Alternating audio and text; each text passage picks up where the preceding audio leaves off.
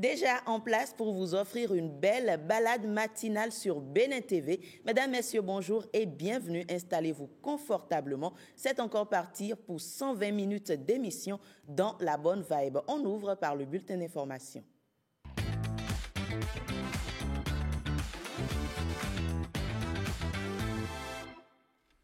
Avec Génial Afouda Monsi Agboka, on fait depuis hier le tour de l'actualité ici sur cette émission. Bonjour Jenny. Bonjour Jenny. Comment allez-vous ce matin? Très bien, vous-même? Ça va très bien. Les téléspectateurs me chargent de vous dire qu'ils ont été ravis de vous avoir hier et ils sont certainement encore contents de vous avoir ce matin. Qu'est-ce qu'on a au menu?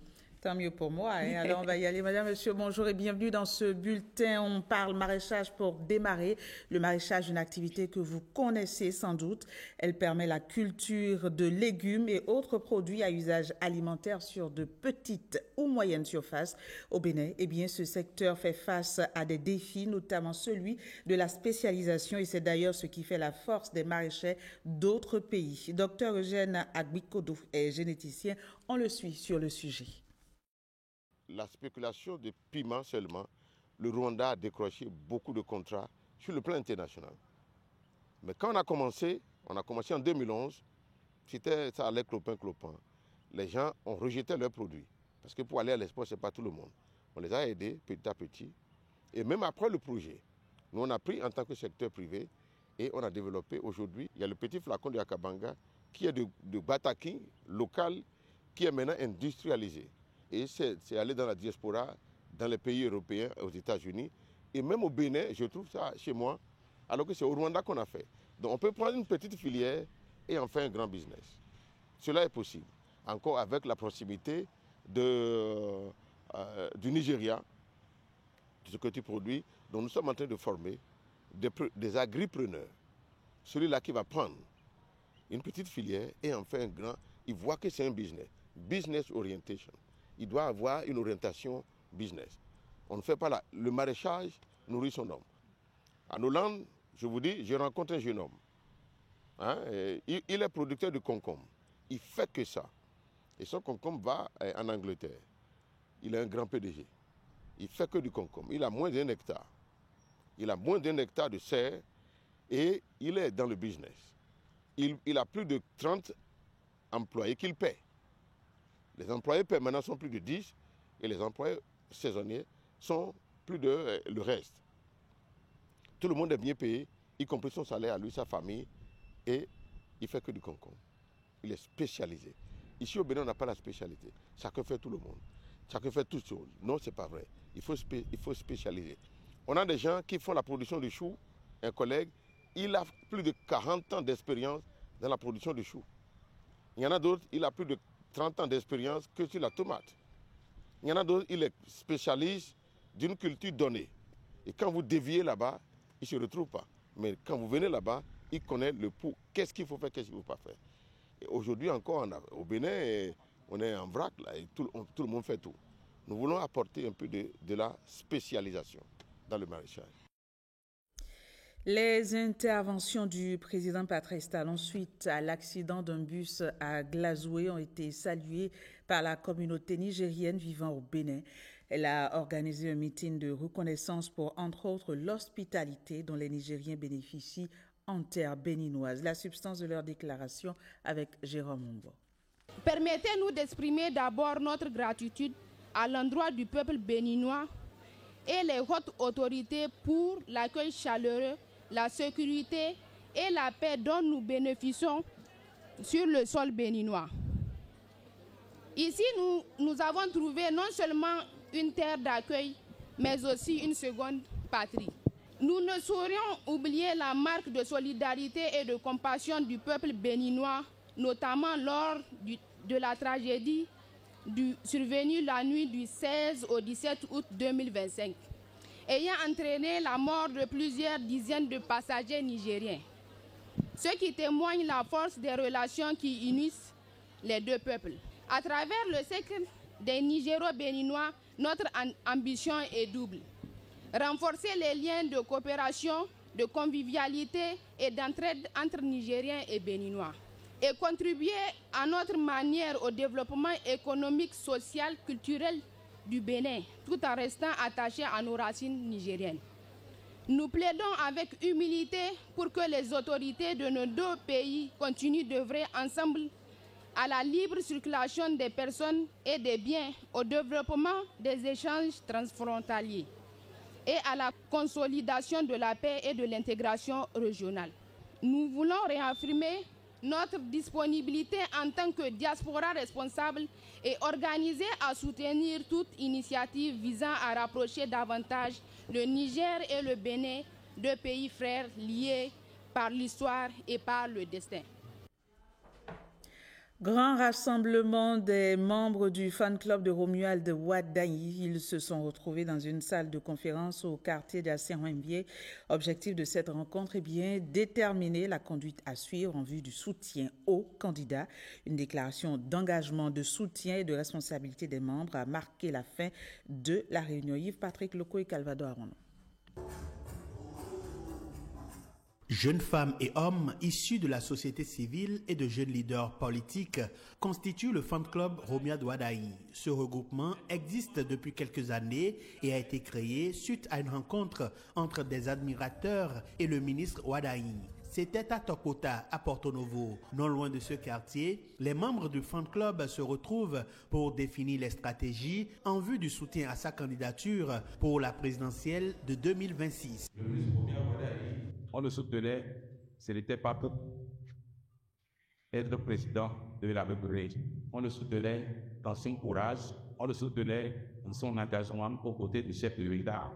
Le rassemblement du fan club Romuald Wadayi est placé sous le thème « Unis dans la vision, rassemblés dans l'action ». Les membres du fan club et les sympathisants optent pour la continuité. Nous nous engageons à renforcer la mobilisation citoyenne dans toutes les communes et arrondissements, être des ambassadeurs de proximité auprès de la jeunesse et des femmes afin de susciter leur pleine adhésion.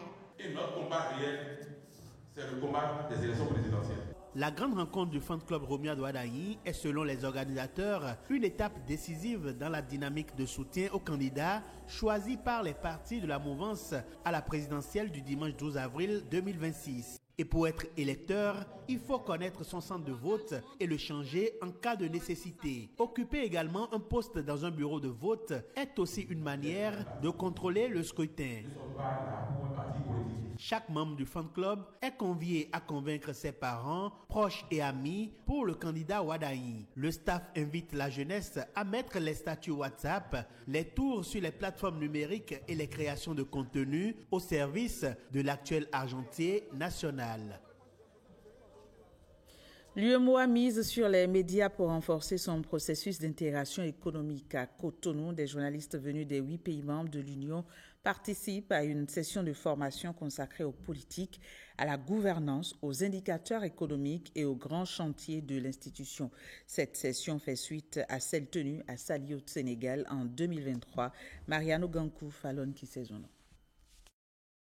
Journalistes de la presse écrite, de l'audiovisuel et de la presse en ligne se retrouvent autour d'une même table. L'ambition ici est claire, faire d'eux des relais capables d'éclairer l'opinion publique et d'améliorer la qualité de l'information économique portée aux populations.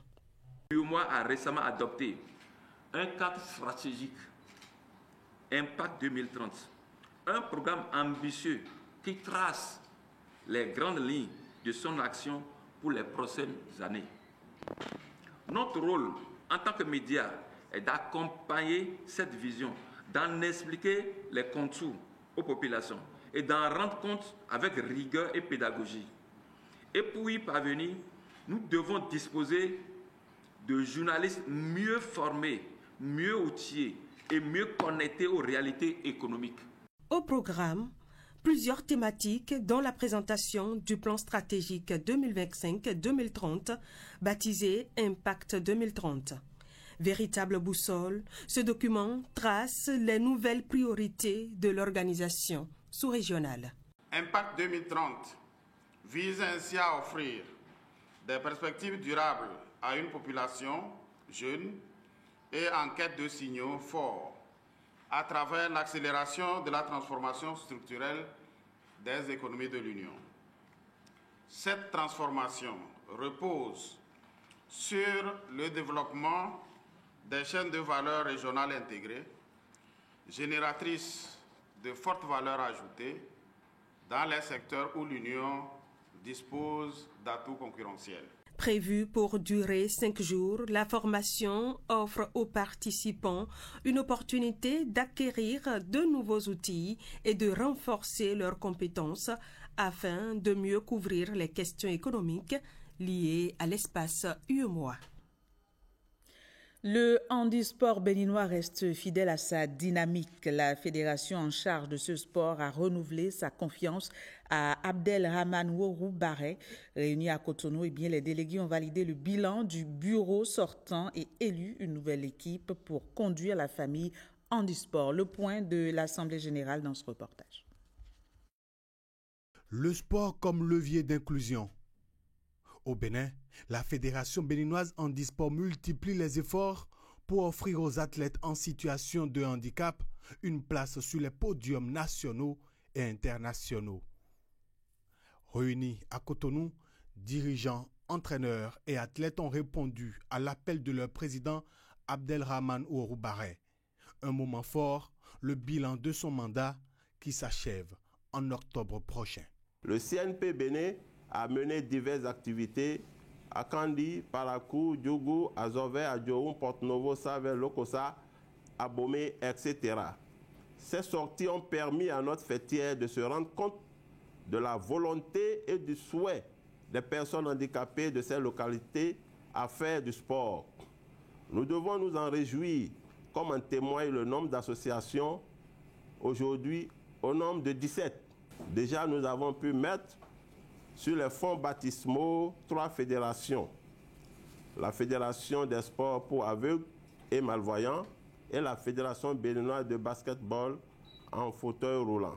Son rapport validé par acclamation, tout comme ceux du trésorier et du secrétaire général. De quoi conforter une équipe dirigeante déjà en place et prête à rempiler.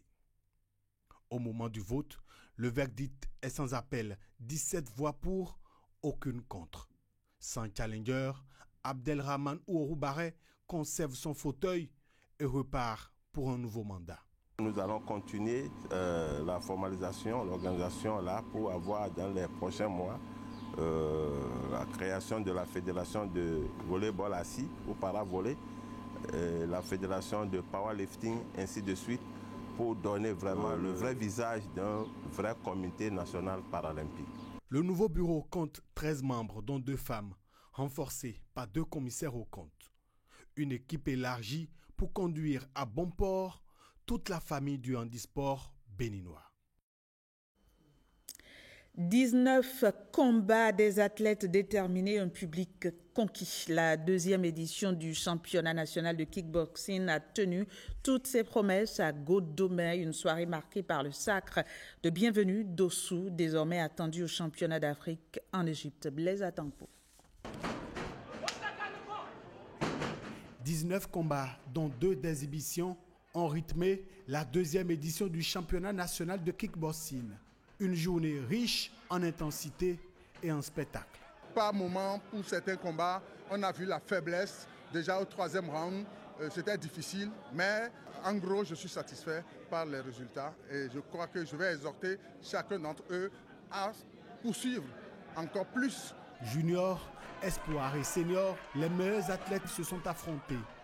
2 rounds d'1 minute 30 pour les juniors, 3 rounds de 2 minutes pour les seniors. Chaque duel a offert son lot d'émotions et d'adrénaline. Soit les cadets, les juniors, les seniors, il y a eu une évolution quand même. Voilà, un bon progrès. Voilà, et on espère mieux. Roujdan Pozerwe s'offre l'or devant Théophile Sabilolo chez les moins de 70 kilos. J'ai eu à faire 3 combats avant la finale. Et pendant la finale, je vais dire que l'adversaire était coriace. Voilà, donc j'ai pu gérer. J'ai géré le cardio et les combinaisons. Je pense que ça s'est bien passé en gros, en général. Je pense que j'ai bien fait mon combat. Mario Gaga et Bouama Matien Diabo décrochent aussi le titre dans leurs catégories respectives. Comparativement à l'édition passée, je dirais qu'il y a eu une amélioration dans le niveau des athlètes en général. Bienvenue Dossou s'impose également dans sa catégorie. La manière dont je voulais que le combat doit finir, ça n'a pas fini comme ça, mais on va continuer de s'entraîner et puis le meilleur reste toujours le meilleur. Retenu pour représenter le Bénin au prochain championnat d'Afrique prévu en Égypte en décembre prochain, les meilleurs combattants vont rejoindre bientôt leur camp de préparation. Pour participer à la Coupe d'Afrique de kickboxing qui aura lieu en Égypte du 1er octobre au 6 octobre prochain. La soirée s'est achevée avec un combat d'exhibition, moment ludique pour mieux faire découvrir au public cette discipline qui associe boxe et karaté. Cette deuxième édition du championnat national de kickboxing confirme l'essor de la discipline au Bénin. Instant découverte des marchés ouverts aujourd'hui, c'est parti.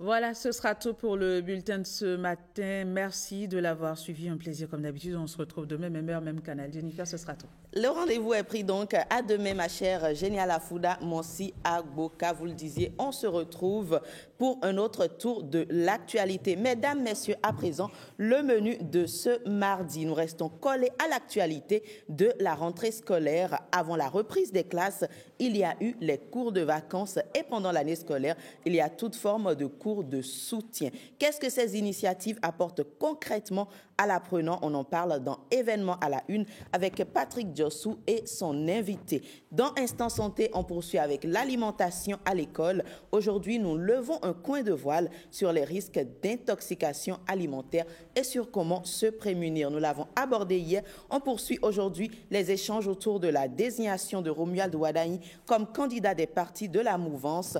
Autre fait marquant dans le monde de la politique, le retrait du parti MPL du cadre de concertation de l'opposition. Et oui, nous sommes allés dénicher pour vous la pépite de la pépite, la personne qui est indiquée pour mieux nous éclaircir sur ce sujet. Prenez donc rendez-vous dans Portrait. Ghislaine Adimi nous emmène à la découverte d'une autre pépite, celle de l'innovation, un passionné de sciences aérospatiales. Éducation aux médias nous renseigne sur comment identifier une fausse information générée par l'intelligence artificielle. Et nous terminerons par la revue de presse avec Marcel Arrossi. Le menu ainsi dressé, on installe le premier plateau Événements à la Une.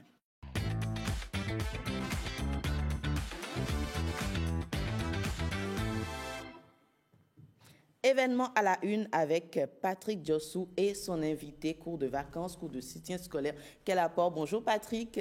Oui, bonjour Jennifer Sachivi. Très heureux de te voir. Heureuse également de vous voir. Et on poursuit toujours dans la même veine de la rentrée. On parle aujourd'hui de notre aspect. Oui, un autre aspect de la rentrée. La rentrée, je vais rappeler, pendant 2 lignes entières, la etc. Petite école a dormi. À l'étude, on ne pensait guère. Ce temps est fini. Le temps est fini pour les vacances. Mais nous allons retourner vers les vacances. Hier, nous avions à cœur de parler des préparatifs immédiats, des préparatifs psychologiques et des préparatifs administratifs. Aujourd'hui, on avait à cœur. Aujourd'hui, on est au cœur des vacances. Parce que ce sont les vacances qui préparent vraiment la rentrée. Comment ça se fait? Comment ça se prépare? Et les cours de vacances, les cours de soutien, quel apport? Nous allons en parler avec un psychologue clinicien. Il s'appelle André Alironou. Bonjour. Padri. Bonjour Jennifer. Bonjour André Alironou. Alors, je dis André Alironou, il est spécialiste de l'éducation, il est spécialiste de la pédagogie et de l'andragogie. C'est bien ça. Bon, on va parler d'abord, on parle de la pédagogie, on parle des enfants, des plus petits, ceux de la maternelle, du primaire. Nous allons suivre un élément fait par Achille Fatondi qui nous plante le décor. Bonjour maître. Bonjour les amis, comment ça va? Ça va bien, merci. Et chez vous? Ça va très bien chez moi. Asseyez-vous. Joshua, mets-toi le tableau. La première partie.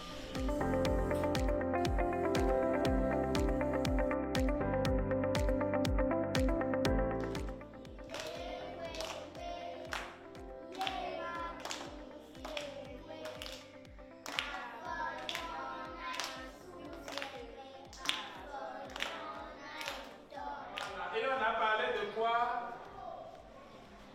Oui? De l'eau, du sel, du bicarbonate. Très bien. Alors, ça reste, c'est fini?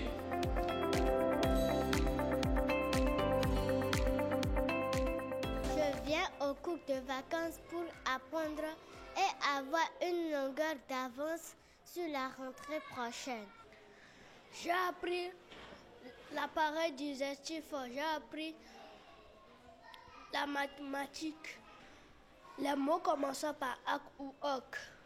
En EST, on a appris quand l'interrupteur est fermé, la lampe est allumée. Quand l'interrupteur est ouvert, la lampe est éteinte. J'ai appris les lignes. Il y a verticale, horizontale. Et la ligne coupe, ligne brisée.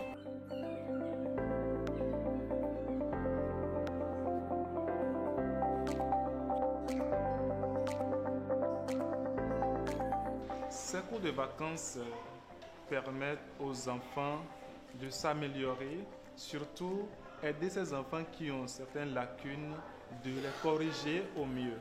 Et permettent également aux enfants qui ont quand même envie de renforcer leur niveau. Nous revenons sur des notions, par exemple en conjugaison, en mathématiques, en UST. Il y a des notions que l'enfant va rencontrer dès les premiers jours de classe. Alors, l'enfant ne sera plus tout nouveau, étranger à cette nouvelle classe. Cela lui permet de réagir, de mieux réagir par rapport aux autres qui n'ont pas fait d'études.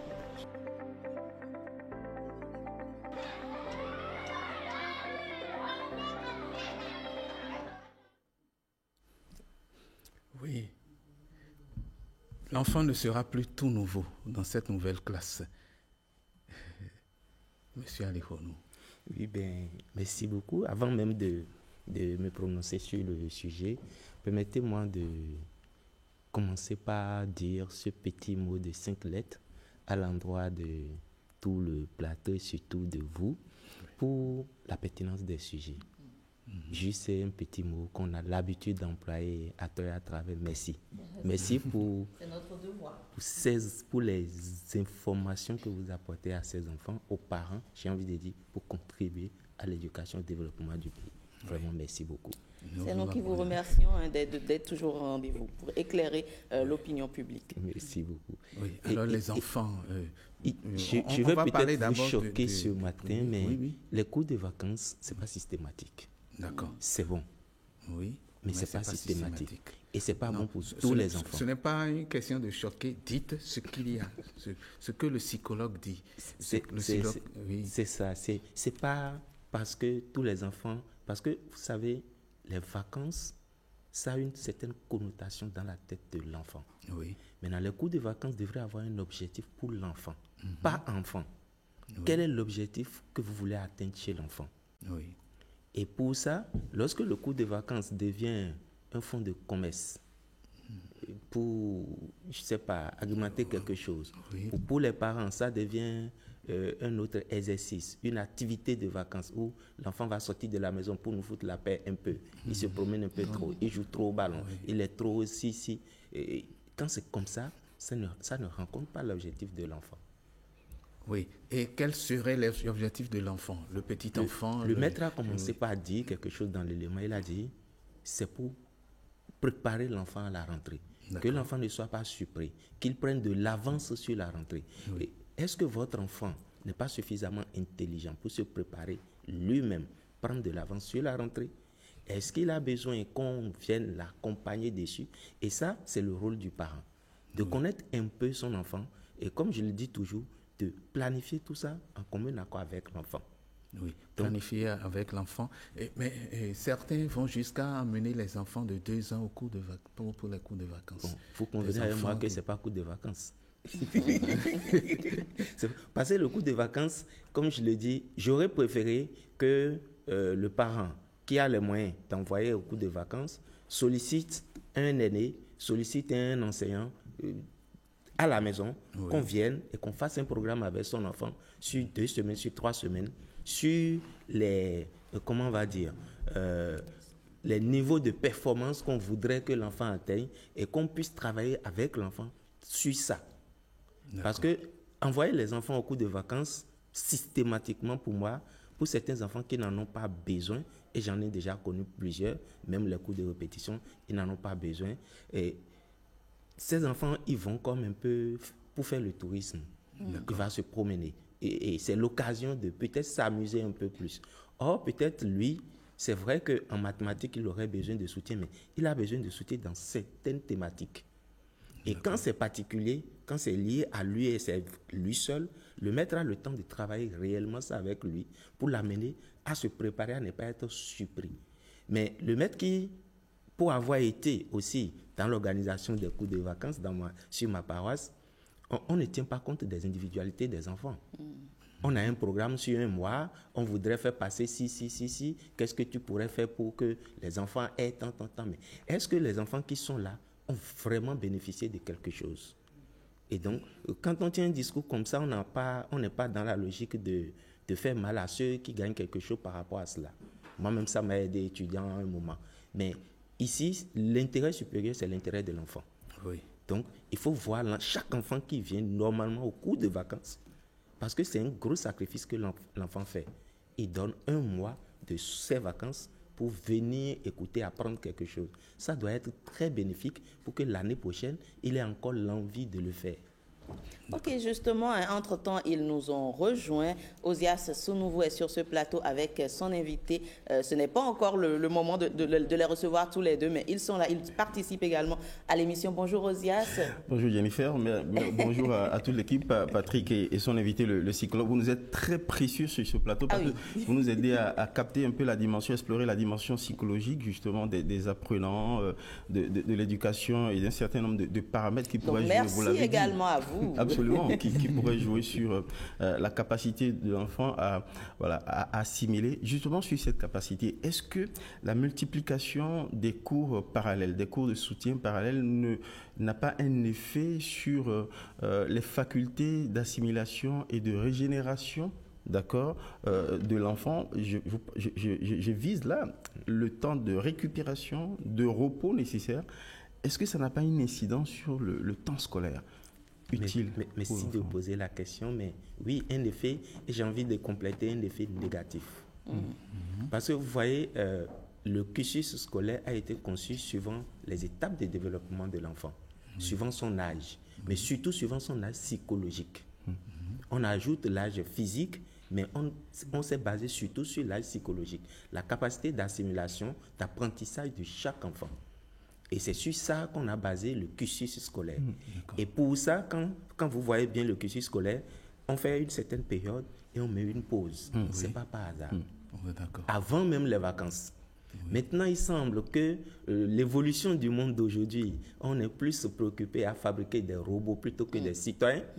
Donc, on programme pour les enfants, on fait pour les enfants, on les oblige à adopter des programmes ministériels. Ils ont un agenda de ministre. Et ils n'ont vraiment pas le temps. C'est la course à la performance. Bon, c'est quelle performance? Quelque part légitime pour les parents qui souhaitent que leurs enfants ne soient pas déclassés. Mais après, c'est une sorte de gestion intelligente et voilà, c'est un peu ça, du temps scolaire de l'enfant, en considérant comme sacré les repos, les pauses. Oui. Parce que le souci des cours parallèles, notamment les cours des profs particuliers on invite à la maison aussi pour relayer ce qu'il apprend à l'école, c'est que ça intervient après tout le temps qu'il a passé à l'école. Souvent, c'est après 19h. Et l'enfant peut aller se coucher après 22h. Vous parlez également des cours de soutien. Oui, absolument. Vous parlez, mais on n'allait pas encore tout de suite venir au cours de soutien, parce qu'il y a un élément qu'on voudrait passer. On a séparé en cours primaire, en cours secondaire. Le secondaire, on va suivre l'élément du secondaire et revenir sur les cours de soutien et les cours extrascolaires.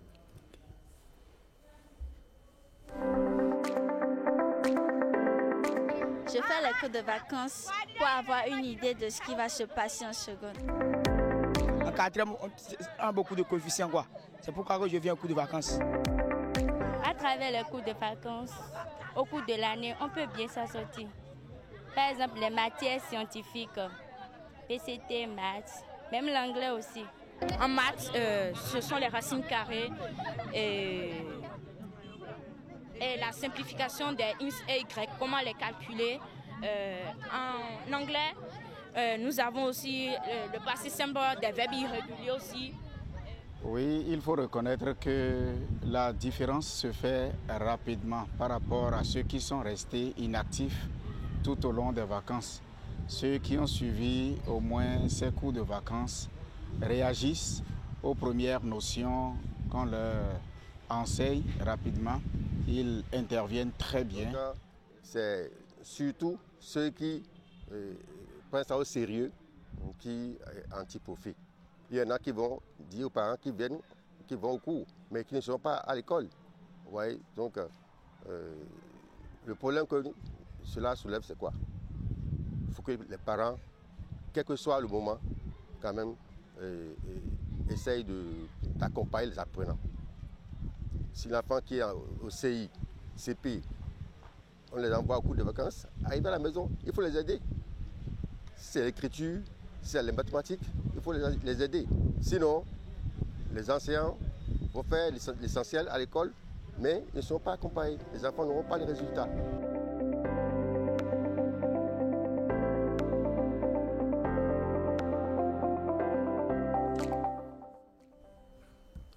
Bon, alors, voilà, l'accompagnement des parents.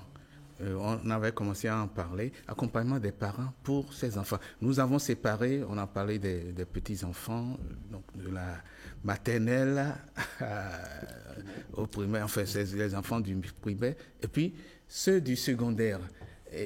Mais il y a une attention qui est mise sur les classes d'examen.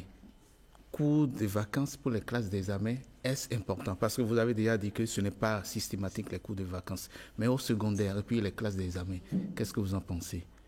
Avant qu'on ne revienne aux cours de soutien, les cours extrascolaires. Oui, et comme j'ai l'habitude de le dire, tout se trouve dans la disposition, la motivation de l'enfant.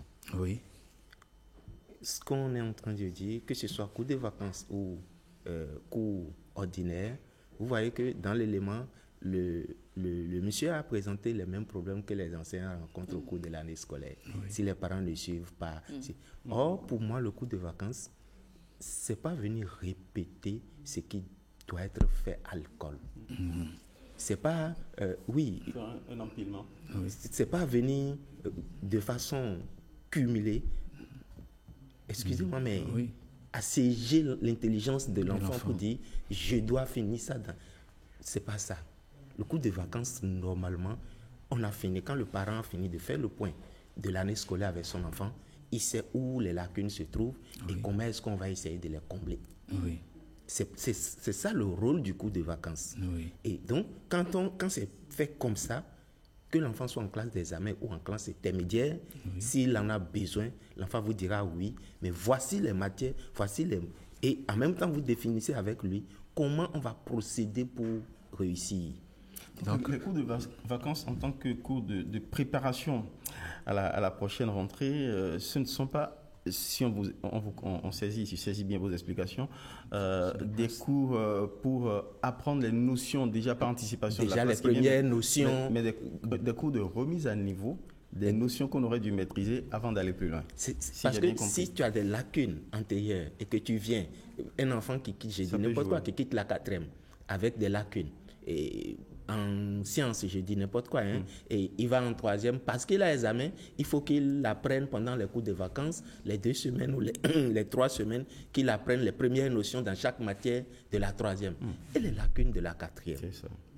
Qui devraient normalement lui permettre de bien assimiler les premières leçons. Donc quand on met l'accent dessus et qu'on rappelle à l'enfant, tu as fini la classe, l'année, mais tu n'as pas le niveau. Il faudrait qu'on rehausse un peu le niveau pour que tu sois mieux performant l'année qui va suivre. L'enfant va s'émettre et quand il commence, quand il a essayé de combler, il s'est mis en confiance. Vous l'avez remotivé, revalorisé. Quand il commence la 3e, vous n'avez pas besoin de faire la police. Il est au taquet, il est prêt à aller au front. Et ça va continuer. Mais quand vous lui donnez des notions des premières leçons de la 3e, ok, les premières semaines, il va réagir bien parce que c'est encore frais dans sa tête. Mais ce qui va suivre, il va être totalement perdu parce que les lacunes vont revenir. Mais alors, allez, bon, monsieur Ali Ronou, j'avais une question qui me brûlait justement parce qu'on a l'habitude, sociologiquement, lorsque l'enfant, comme vous le disiez, n'a pas toujours le niveau, dès que les vacances démarrent, on veut tout de suite qu'il rattrape tout et qu'il soit au taquet, comme vous le disiez également, avant la reprise des classes. À quelle période on se repose? Est-ce qu'on doit se reposer sur les 3 mois? Parce que j'ai un exemple concret d'un proche. Dès qu'il a fini son CE1, on lui dit les vacances, c'est pas pour t'amuser, c'est pas pour regarder la télé. Prends le cahier, lis, fais des exercices. Le répétiteur commençait à venir. À quel moment on se repose et quelle doit être la période? J'ai un neveu qui a illustré cette histoire. Il était au CI quand son oncle et ça on fait les remises de bulletins peut-être? Non, de cadeaux au premier de la classe. Et sa mère était là quand on appelle dans sa classe une fille première à qui on donne des cahiers, des choses. Et puis la deuxième, une fille, on donne des cahiers. Et sa mère qui dit, mais tu peux pas être premier, toi? Il dit, si. Et puis sa mère dit, mais pourquoi tu ne l'es pas? Il dit, pour encore aller travailler vacances. Oh non! Parce qu'il voit qu'on donne des cahiers. Donc, dans les vacances, si on lui donne cahier en vacances, c'est pour aller travailler. C'est pour ça lui ne veut pas être premier. Ça veut dire quitte là, tu n'as que bouche, tu es là, tu parles seulement. Voilà celle qui travaille. Il dit, attends, tu verras le premier trimestre qui sera premier. Il a été premier, il vient, il dit, regarde le bulletin, regarde le premier. Je t'ai dit que je peux. CI. Donc, ça renvoie quoi à l'enfant? Les vacances pour lui, c'est pour aller s'amuser. Mais vous lui dites, là, il faut encore aller étudier. Est-ce que ce n'est pas une punition? Est-ce qu'il faut tenir compte de l'enfant? Parce que, je ne sais pas, Patrick, Ozias, on a des enfants, je pense que ça dépend, qui, lorsqu'ils voient leurs camarades aller à l'école, ils se disent, il faut que moi-même achète-moi les tenues, je veux aller en cours de vacances. Comment on décide finalement? Oui, c'est ce que je dis. Il faut tenir compte obligatoirement de l'enfant. Parce que vous voulez former qui? Vous savez, il y a un psychologue américain, Gardner, qui dit on a 9 types d'intelligence. Et chacun a une performance dans un type d'intelligence. Quoique d'autres intelligences vont venir bonifier son potentiel. Et si j'ai l'impression que de façon unanime, on se focalise sur un seul type d'intelligence, linguistico-mathématique. Il faut que l'enfant soit bon à l'école, qu'il soit bon à l'école. Il y a des enfants qui savent chanter. Très bien. Hier encore, j'ai discuté avec une sœur qui est au Texas. Sa fille est dans une université très bien cotée. Pas le chant. Pas le chant. Elle a eu la bourse, pas le chant. Et ce chant, parce que ses parents l'ont mis à la chorale à l'église, elle va là-bas au Texas, on dit, bon, il y a des classes, il y a des... Et c'est pas là, et comme ça, qu'elle a cette bourse. L'idée derrière ces illustrations, c'est de regarder les talents potentiels, les capacités de l'enfant en fonction de son évolution pour savoir comment lui adapter éventuellement des cours de relais, des cours de soutien ou des cours de vacances. Est-ce que, comme on parle de classe, de cours, je vais convoquer des notions de mathématiques ici. Est-ce qu'on peut appliquer la règle des 80, 20 ou, mettons, 60, 40, c'est selon. C'est qu'en temps scolaire, 80 de temps consacré aux études, à tout ce qui est études, cours, 20% pour le repos, ou 40, ça dépend, et 60. Et pendant les vacances, on fait l'inverse. Je ne sais pas, je réfléchis comme ça autrefois. Bien sûr. C'est ce qui doit être fait. C'est ce qui doit être fait. C'est-à-dire, quand je dis tenir compte de l'enfant, c'est que pendant les vacances, tes vacances commencent quand pour l'enfant? Et tes vacances finissent quand? Ce n'est pas les vacances de l'année universelle, non. Pour toi, André, ça commence quand, ça finit quand? Après, qu'est-ce que tu fais? Pendant cette période, qu'est-ce que tu fais? Est-ce que tu vas continuer la lecture Et ça, c'est le parent qui connaît son enfant qui tient ce discours avec. Il sait que l'enfant va lire, mais il ne va pas lire de façon... j'ai envie de dire militaire, où il va venir rendre des comptes, etc. Donc, il faut apprendre à connaître et à faire ce programme pour que l'enfant, au cours de l'année, il sait que ça va être 80 ou 50 ou 100% papier, mais il sait que pendant les vacances, j'aurai des temps où je vais jeter un coup d'œil sur mes cours, je vais aller lire un peu, et ça va être relax. Alors, nous avons sur ce plateau notre invité qui, depuis tout à l'heure, suit tout cela. Il ne parle pas beaucoup parce que, évidemment, ce n'est pas encore sa rubrique, mais ce n'est pas encore son sujet. Monsieur Expérience Tébé, bonjour et bienvenue. Tout à l'heure, nous allons mieux vous présenter, même si on vous connaît déjà. Alors, vous suivez depuis un certain temps. Vous avez été à l'école, peut-être vous avez fait des cours, vous avez des enfants. Est-ce que vous n'allez pas vous prononcer un peu sur ce sujet parce que tout le monde pose un peu des questions par ici? Merci madame et bonjour au plateau. Bonjour. Je pense que, comme l'a dit le spécialiste, il faut aller au cas par cas et essayer de connaître les besoins de l'enfant. Il revient aux parents de bien observer et connaître les besoins de l'enfant et savoir alors quelle thérapie il faut appliquer. Il y a des enfants, lorsque vous allez mettre une surcharge de travail, ils seront improductifs. Il y a des, et d'ailleurs, chacun de nous a eu l'occasion, durant son cursus scolaire, de voir qu'il y en a qui font peu d'efforts, qui s'adonnent peu, mais ils sont plus performants que ceux qui sont là-dessus tout le temps. Donc, l'intelligence de l'enfant, le type d'enfant, comme il vient de le dire, et situer où sont ses capacités, tout ça, avant de savoir quoi lui appliquer. De toutes les façons, je pense que, et c'est pour cela que les parents ont un grand rôle à jouer. Et je pense que notre pays gagnerait à essayer de former ces enfants à devenir parents. Aujourd'hui, tout le monde, on se lance dedans, tout le monde devient parent, alors qu'il n'en a pas les ressources, il n'en a pas les capacités. Quel type d'enfant il va former? De toutes les façons, moi, j'ai appliqué ça à mes enfants, je crois que ça marche. Ça marche. Alors, c'est heureux. Ça marche, voilà. Ça marche. La responsabilité de l'enfant. L'enfant toujours mis au cœur du dispositif. Oui, on a parlé des cours de vacances, les cours de soutien, les cours extrascolaires. Est-ce qu'il faut, c'est toujours au cas par cas ou il faut systématiquement que l'enfant puisse avoir des cours de soutien? Surtout quand c'est un établissement qui décide que tous les enfants soient soutenus ou appuyés. Les TD. Si vous avez, je vais peut-être répéter, une directrice d'école primaire, si vous avez un établissement qui soutient, que systématiquement les enfants doivent être au TD, doivent être cours de soutien et tout le reste, sortez votre enfant de cet établissement. N'est-ce pas? Donc c'est de l'abus. Oui. Parce que vous voyez, qu'est-ce qu'il veut apprendre à l'enfant hors des cours classiques, qui n'a pas eu le temps d'apprendre. Donc il est incompétent.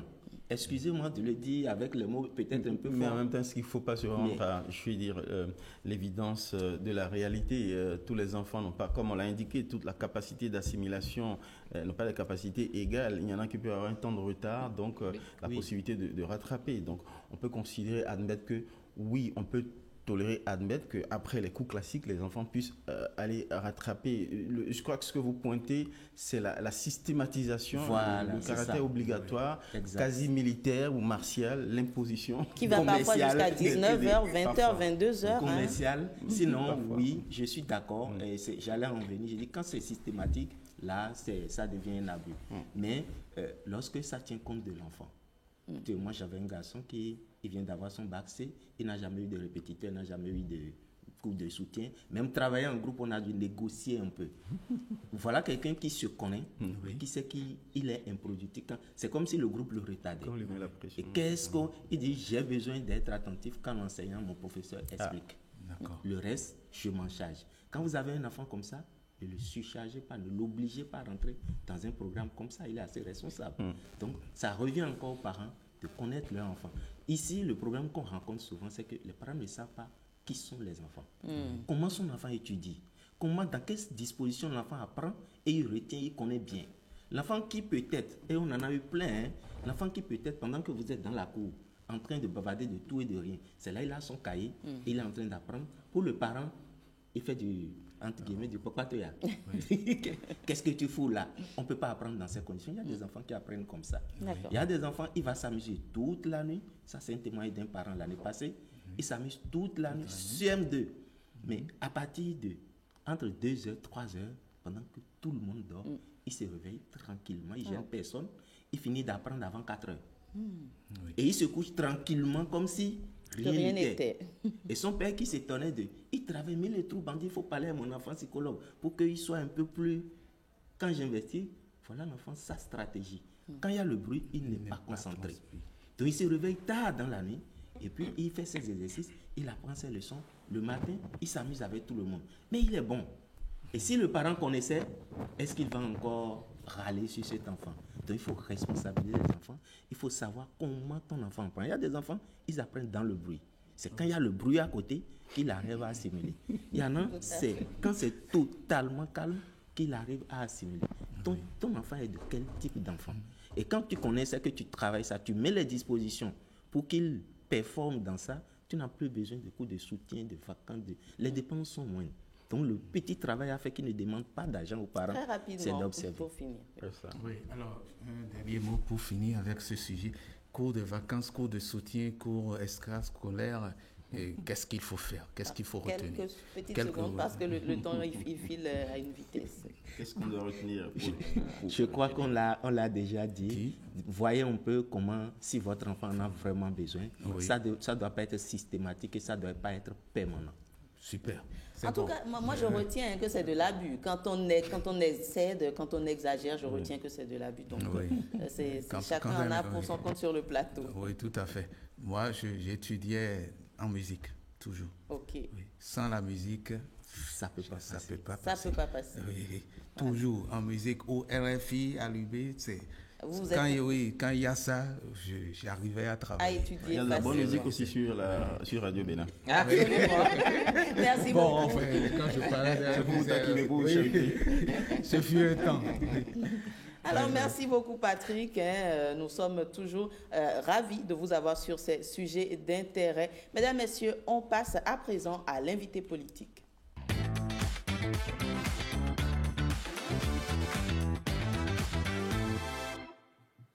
Le mouvement populaire de libération a annoncé son retrait du cadre de concertation de l'opposition. La décision rendue publique il y a quelques jours suscite au sein de l'opinion publique diverses interprétations. Nous en parlons dans cette rubrique avec, je le disais, une personne très avertie sur le sujet. Osias Sounouvou l'a déniché pour vous.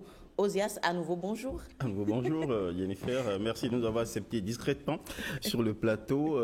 On s'est positionné, justement, parlant de positionnement. On va interroger la démission du MPL, du cadre de concertation de l'opposition, sur éventuellement un repositionnement stratégique, tellement le contexte amène à faire beaucoup de supputations et à soupçonner un pas de côté vers le mouvement d'en face ou le camp d'en face. Alors, Monsieur Tebet, merci d'avoir accepté de venir y répondre, si c'est vous la personne indiquée.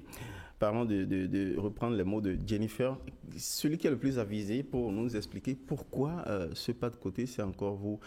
Je voudrais commencer déjà par ce qui faisait le socle de votre entente avec l'opposition. Votre parti, c'est un mouvement populaire, s'appelle Mouvement populaire de libération.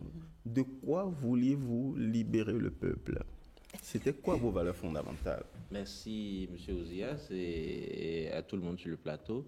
Je suis heureux de retrouver les plateaux de la SRTV et merci aussi de me donner l'occasion de revenir sur cette décision qui a provoqué une profonde sidération au sein de l'opinion publique. Il faut que nous puissions nous expliquer. C'est vrai qu'il y a eu beaucoup de supputations, et alors qu'en réalité, il n'en est pas question. Vous savez, ce creuset, d'abord pour revenir à votre question avant d'aller sur l'essentiel, notre parti, le Mouvement populaire de libération, est né dans un contexte où il y avait l'embrigadement des libertés, la soif du peuple à s'exprimer dans une démocratie comme nous l'avons instituée en 90, à mener certains jeunes avec nous à aller au combat en 2019. Et après ça, l'évolution de la situation en 2020, nous ne pouvions plus avancer dans l'illégalité, je vais dire, et on s'était obligé de se conformer à la charte des partis qui venait d'être votée pour pouvoir participer aux échéances et avoir voix de cité dans les discussions qui concernent la vie de notre pays. Et c'est ça qui fait la particularité du nom qui nous renvoie à un concept ou une idéologie révolutionnaire. Voilà un peu. On a gardé le nom que nous avions avant de devenir un parti politique. Donc, conquête des libertés, principale valeur des libertés démocratiques. Exactement. Les valeurs fondatrices de votre parti. Vous vous êtes senti emprisonné dans le cadre de concertation parlant de liberté, donc non, vous avez voulu vous affranchir? Non, pas du tout. L'évolution de la situation jusqu'en 2023, il faut dire qu'en 2020, lorsque nous naissions, nous avons tenté de participer aux élections communales de 2020. En 20, on n'a pas réussi. Et ensuite, nous sommes revenus à la charge en 2023 pour participer aux législatives, les dernières qui ont consacré l'Assemblée qui est en ce moment là-bas. Et là, nous avons participé, nous sommes parvenus à un résultat assez mitigé. Pour des jeunes qui avaient beaucoup de difficultés à s'implanter avec des moyens limités sur le territoire national, nous avons pu quand même couvrir tout le territoire et obtenir quand même plus de 32 000 voix, même si à la fin, ça revient à moins de 2% des suffrages exprimés. Ce n'était pas négligeable. Et ça, il faut le dire, il faut le marteler, que nous avons pu quand même couvrir le territoire national en un laps de temps, sans avoir les moyens des autres partis dits grands. Alors, sortis de ces législatives, nous avons tiré beaucoup de leçons. Beaucoup de leçons parce que le chemin, le temps qu'on a mis pour se préparer était très court. Les leçons que nous avons tirées et le nouveau code électoral qui a été voté nous recommandait de resserrer les rangs avec les formations politiques qui partagent les mêmes points de vue que nous. Et c'est là, sous notre impulsion, avec les autres collègues, nous avons créé ce creuset que le cadre de concertation de l'opposition. Vous appelez cadre de concertation des forces politiques de l'opposition. C'est pour pouvoir mutualiser les efforts, trouver la juste parade qu'il faut pour affronter les échéances de 2026. Ça, essentiellement, c'est l'objectif de ce creuset. Ce n'est pas deux choses. Mutualiser les efforts. Unir vos valeurs pour aller à la conquête du pouvoir en 2026. Alors, donc, dès que nous avons lancé ce cadre, le MPL a été le premier à proposer la solution gagnante pour l'ensemble, pour ces élections-là. Laquelle il n'aurait pas échappé à votre mémoire le fameux article 146 qui remet la barre d'éligibilité à 20% pour les législatives. Pour nous, avec ce seuil, aucun parti politique à lui seul ne peut lever cette barrière. Et ça, je vous le redis, c'est important, notez ça. Je dis bien, aucun parti politique à lui seul ne peut escalader cette barrière. D'où l'alternative prévue toujours par le code électoral de l'accord de législature avant la compétition. Merci. Alors, cet accord de législature, pour nous, au niveau de l'opposition, il y a un seul parti qui est représenté à l'Assemblée en ce moment, avec 28 députés. Oui. Alors, le MPL a proposé qu'un deuxième bloc de l'opposition se forme et qui va contenir tous les autres partis qui font partie du Creuset. Il y en a 3 plus un mouvement. Ils vont se mettre ensemble, fusionner pour créer un grand parti fort, ayant une assise plus forte que le MPL seul, que les 2 autres aussi à eux seuls. Oui.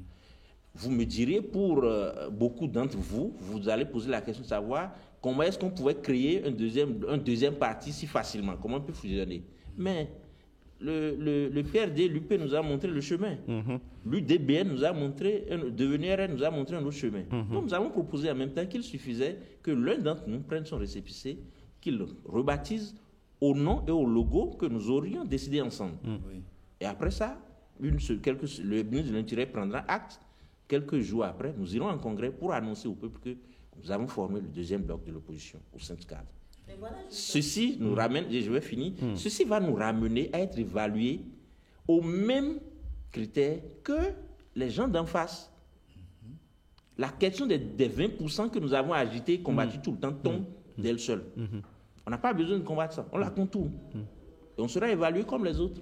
Je vous jure qu'à cette possibilité-là, l'opposition part aussi au-dessus même des chances de la mouvance. Alors, nous n'avons pas été suivis. C'est à voir sur le terrain. Justement, je me demandais, c'est un plan, on va dire, très bien tracé. Vous alliez à la conquête pratiquement du pouvoir. Mais qu'est-ce qui explique ce, je dirais, revirement de situation? En tant que fondateur, vous décidez d'abandonner les vôtres en plein chemin, je ne comprends pas. Oui, et à un timing qui laisse... Qui pourrait penser... Suspect pour tout dire. Et pourtant, il n'en est pas. Alors, lorsque nous n'avons pas été suivis, un bon démocrate, et ça, moi, je peux vous le garantir, j'ai le sang de la justice et de l'équité. Et il ne faut pas se rebeller parce qu'on ne vous suit pas. Il faut essayer de convaincre. Nous n'avons pas été suivis, mais nous étions convaincus que c'est la solution gagnante. Mais parce que relativement, certains ont une avance sur d'autres avances sur nous. Nous, par exemple, on n'a pas d'élus. On n'a pas de députés, on n'a pas de maire. Dans le cadre, il y a certains qui ont des élus. Leur voix va porter plus. Mais nous avons suivi la voix de la majorité. Mais lorsque nous sommes retrouvés aux encablures maintenant des élections... La voix de la majorité, c'est que chacun garde son identité. Non, non, pas besoin de former un deuxième bloc. Parce qu'il y a certains qui pensent qu'ils peuvent aller affronter seuls. C'est ce que je disais. Et je vais vous dire l'autre chose qui va vous surprendre, et d'autres qui sont peut-être, je ne vais pas le dire, d'autres... Qui n'ont pas d'élus. Veulent garder leur identité, leur logo et leur ego, ils ne veulent pas fusionner. Alors que nous, on a dit, qu'est-ce qu'il faut faire? J'ai rien à faire, j'ai rien à gagner à être président et ne pas aller gagner une élection. J'ai rien à faire à garder un logo qui ne produit pas. Vous avez d'autant plus les raison concitoyens nous attendent sur ça. Qu'un parti se crée, c'est pour aller gagner le pouvoir. Si tu es convaincu que tu ne veux pas gagner, pourquoi tu y vas? Monsieur Tébé, pourquoi faire des propositions qu'on ne peut pas tenir? Votre proposition de s'unir, le principe est quand même connu, il est établi partout. Quand on est ensemble, on est plus fort. Voilà. Votre principe pragmatique de réalité n'a pas été suivi par vos pairs qui, souci d'ego oblige, peut-on dire, ou se risquer à dire, ont préféré garder leur identité. Vous considérez que c'est une posture fragile. Mais est-ce que vous ne fragilisez pas davantage vous-même votre proposition unioniste en vous retirant? Oui, janvier, nous sommes loin. Ça c'est au début. Pas forcé pour... Janvier. Oui. Mais après, lorsque nous sommes retrouvés maintenant aux encablures proches des élections, on est revenu maintenant sur notre proposition. On dit, il faut 2 listes. Maintenant, cette fois-ci, on ne peut plus faire l'opération de créer un deuxième bloc. Et donc, regardez à notre sein, au niveau des 3 partis qui sont à côté, choisissons un qui va porter cette liste. Je ne sais pas si vous comprenez. C'est-à-dire, l'opposition va partir avec 2 listes. Il y a les démocrates qui sont déjà là. Maintenant, nous, les 3 autres partis qui sont dans le cadre, on va choisir un. D'accord, vous adoptez une seule liste. Pour porter la deuxième liste. Là encore, le MPL, dans un souci de maintenir la cohésion, n'a pas demandé à être ce parti qui va porter cette liste. Parce que c'est la question, ça. C'est ça. Mais les deux autres qui restent se sont lancés dans la bataille pour dire que c'est eux qui doivent porter la liste. Bon. Et ils ne se sont pas entendus. Et ils ne se sont pas entendus jusqu'à ce que l'Assemblée générale du cadre donne un ultimatum qui est venu à thème jeudi dernier pour dire, écoutez, entendez-vous, donnez-nous quel est ce parti qu'on va utiliser. Mais les deux se battent. Nous avons essayé, nous, au MPL, de jouer à l'arbitrage, à la conciliation. On n'est pas nous ne voulons pas forcément que notre logo soit celui qui va aux élections. Parce que nous, simplement, c'est gagner. Tenir la promesse faite au peuple. C'est l'objectif. Alors, lorsqu'on s'est retrouvé dos au mur, où on n'a pas pu choisir un parti, et que maintenant j'appelle autre chose à votre attention, avant cela, un autre parti parmi nous lance un autre cadre pour parler de troisième voie, ni Talon ni Haï, et dit qu'il va aux élections dans un autre groupe et se met à préparer sa liste. Pendant ce temps, le MPL est assis religieusement à observer la discipline du groupe. Ni Talon ni Yahi, ça veut dire quoi? Ni Yahi, il ne pourrait pas être candidat à la présidentielle. Non, je ne vous comprenez pas. C'est-à-dire que un des partis lance un autre concept en dehors du creuset. Vous avez suivi dans les médias. C'est parce que je ne veux pas être trop précis. Oui, vous avez suivi dans les médias. Ce parti lance un autre cadre, un autre regroupement au-delà de ce regroupement pour aller aux élections. Et se met à se préparer. On a compris, en fait. C'est le mot d'ordre qui m'intrigue. Le mot d'ordre, oui. Je vais vous montrer comment ce mot d'ordre vient à l'encontre même du groupe auquel il appartient. Puisque Yahi est chef de parti, chef du plus grand parti du Creuset. Donc c'est en fait ni et qui dit majorité présidentielle, ni démocrate. Et pourtant, et on est ensemble. Le deuxième, à part le MPL aussi, dit, je suis en train de me préparer pour y aller, puisque je dois y aller. Pendant ce temps, nous, on observe la discipline du groupe. Entre-temps, une autre personnalité, un autre mouvement faisant du parti du cadre, c'est sur les réseaux sociaux que nous attendons qu'il est candidat à la présidentielle.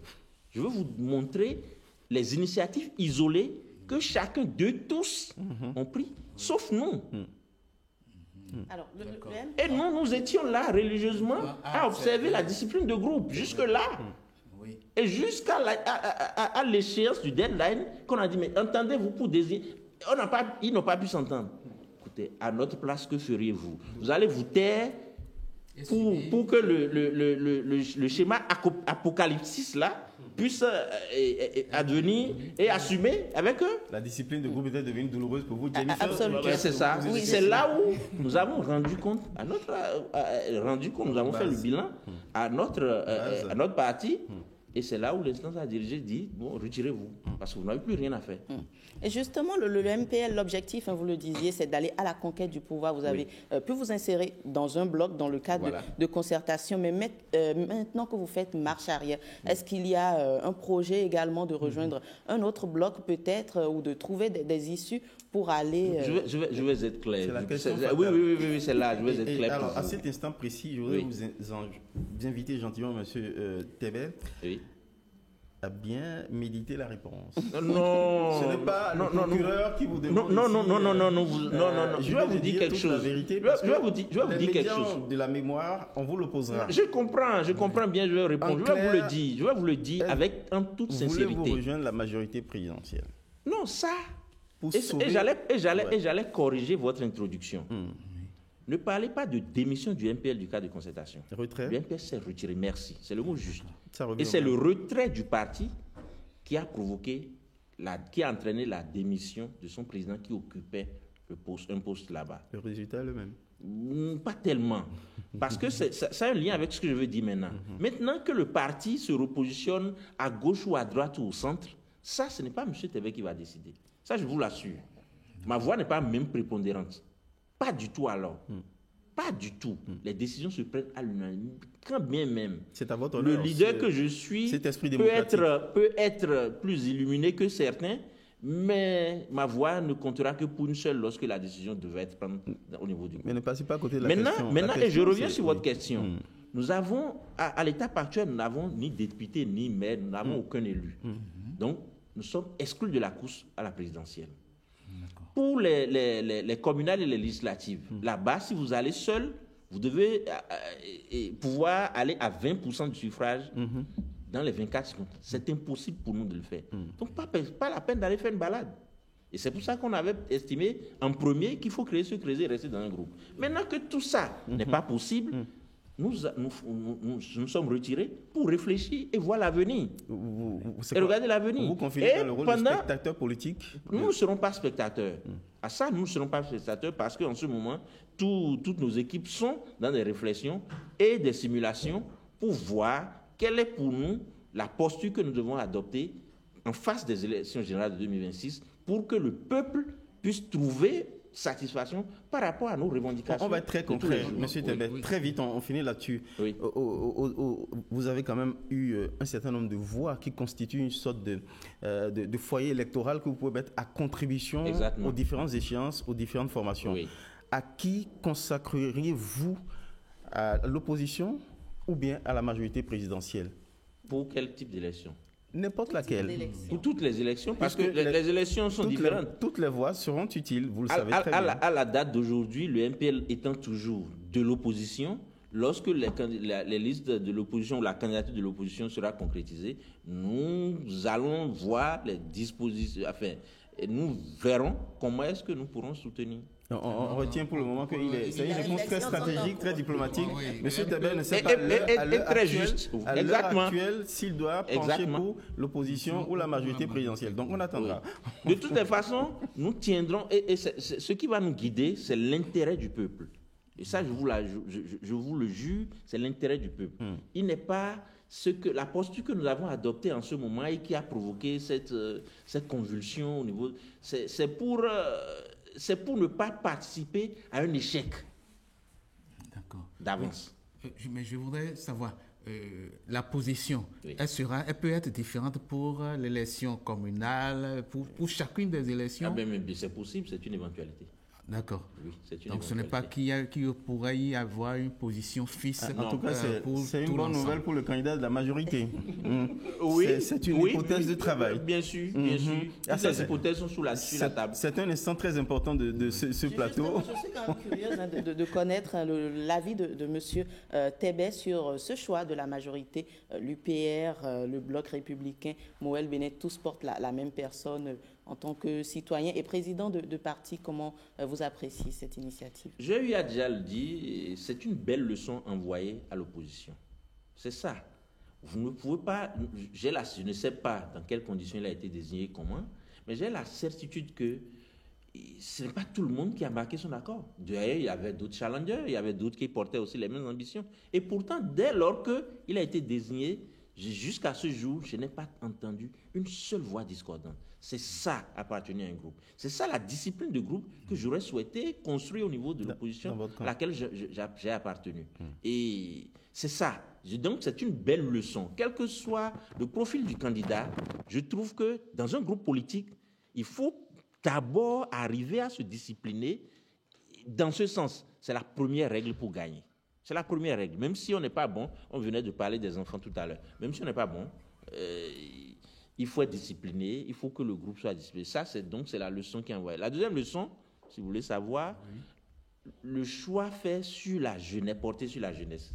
Ça aussi, ça renvoie quelque chose à l'opposition. Nous devons regarder dans ce sens. D'accord. Monsieur Ali Renaud également est avec nous, il nous écoute. Vous n'avez aucune question, parce que comme ce qui se dit ici concerne tout le monde, vous observez, vous avez tranché après. Non, effectivement, je pense que sur la chute de M. Tébet, c'est la question, la discipline de groupe, le sentiment d'appartenance, parce que après tout, c'est pas les partis politiques qui ont le pouvoir, c'est le peuple.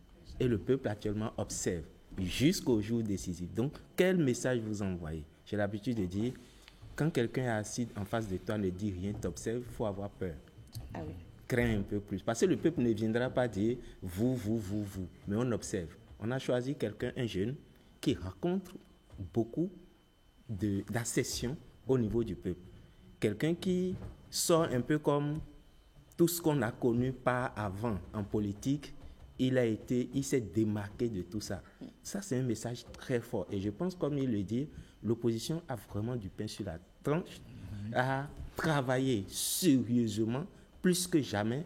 Et excusez-moi, mais j'étais un peu déçu d'attendre qu'au sein, au lieu, en l'attente, c'est-à-dire l'opposition, au lieu de peut-être faire un peu plus, moi j'aurais préféré que l'opposition peut-être annonce son candidat même avant les partis de la mouvance. Mais quand les partis d'en face vous envoient un message aussi fort, ce n'est pas le moment de se désunir. Et ça fait mal que ce soit les égos, les orgueils individuels qui prennent encore le pas sur l'intérêt du peuple. Et là, c'est, excusez-moi, je ne suis pas un devin, mais c'est très mal parti. Même si Wadaye avait peut-être 20% ou 25%, vous venez de lui donner 95% de chance. On attend de voir. On attend de voir. En tout cas, c'est son regard d'analyste. Qui est silencieux, qui observe. Ça me rappelle une chronique célèbre d'Aspedi Ologo. Méfiez-vous de l'indolence des peuples. Absolument. Merci beaucoup, Osias Sounouvou. Merci, Monsieur Expérience Tébé. Merci d'avoir été sur notre plateau pour nous apporter tous ces éclaircissements. On passe à présent à l'instant santé. Nous allons raccompagner nos invités. Et Patrick, Yasmine nous rejoint avec son invité. Et bien sûr, la chroniqueuse de éducation aux médias.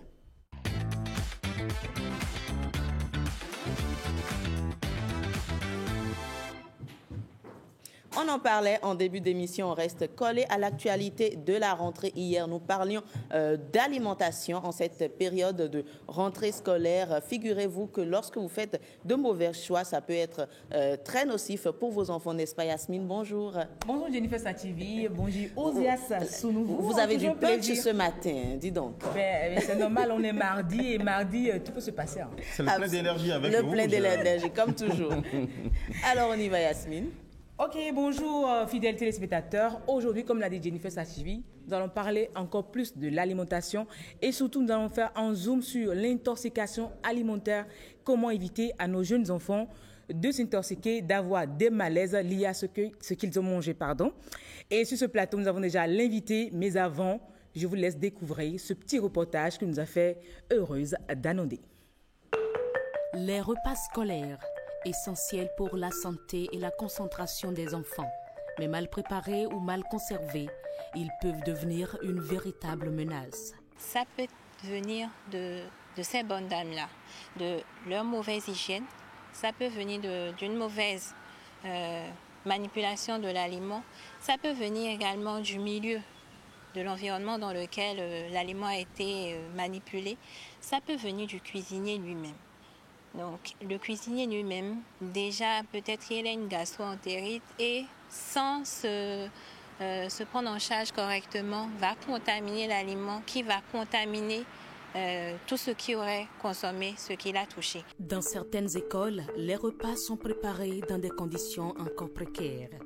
Mais dans cet établissement, à en croire le censeur, les bonnes pratiques sont mises en place pour éviter des cas d'intoxication alimentaire aux élèves. Ce que les enfants mangent, et ça aussi, tout le personnel mange. Et qui fait que nous veillons à ça afin qu'il n'y ait pas de ces cas-là. Pour les dames qui sont à la cantine, ou tous ceux qui travaillent à la cantine, il y a d'abord leur santé. Ils passent d'abord à l'hôpital pour faire un bilan sanitaire. Voici, elles sont en bonne santé avant même de venir pour commencer par préparer déjà aux enfants. On veille déjà aux produits achetés, pour que ça ne soit pas des produits déjà avariés. Il y a les autorités sanitaires qui viennent, soit c'est la direction départementale de la santé, ou bien c'est des chefs des centres de santé qui viennent quelquefois pour vérifier, pour voir les bonnes dames, est-ce qu'elles sont en bonne santé, est-ce qu'elles ont leur carnet de vaccination et tout. Mauvaise conservation des repas, rupture de la chaîne de froid, absence de lavage régulier des mains, autant de failles à prévenir, à éviter. Nous avons des femmes qui nous aident à la cuisine. Et moi, je suis appelée à superviser la manière dont elles cuisinent puisque les soins sont de rigueur. Il faut la propriété, il faut bien organiser les choses, il faut que à la cuisine aussi tout soit bien fait. Quand c'est brûlé, c'est pas bon, quand c'est pas cuit, c'est pas bon. Donc il faut veiller à tout ça là. et pas de gaspillage. Puisque les enfants sont assurés, quand il y aura de ces cas-là, directement, c'est de les amener dans un centre de santé proche ou dans un hôpital pour qu'on puisse prendre soin d'eux, afin que ça ne s'aggrave pas. Avec les expériences des grands frères et tout, on sait à peu près où on peut manger et c'est souvent bien. Donc, je mange toujours au même endroit. Au-delà des apprentissages, la santé et l'avenir de nos enfants se jouent à chaque repas pris, même à l'école. Alors Jennifer, vous avez remarqué également sur ce plateau, l'élément que nous a proposé Heureuse Danondé, c'est par rapport à l'alimentation dans les écoles, surtout les cantines scolaires. Et déjà notre invitée sur ce plateau, c'est Ruth Aroyer, elle est médecin nutritionniste. Vous étiez justement dans l'élément et sur ce plateau, vous allez mieux nous expliquer ce qu'est une intoxication alimentaire. Je vais y arriver. Le monde ne va pas intoxiquer votre expression. Vraiment. D'accord, merci beaucoup. Une intoxication alimentaire, elle est provoquée par la consommation d'aliments ou de boissons contaminés par des micro-organismes pathogènes ou le toxine.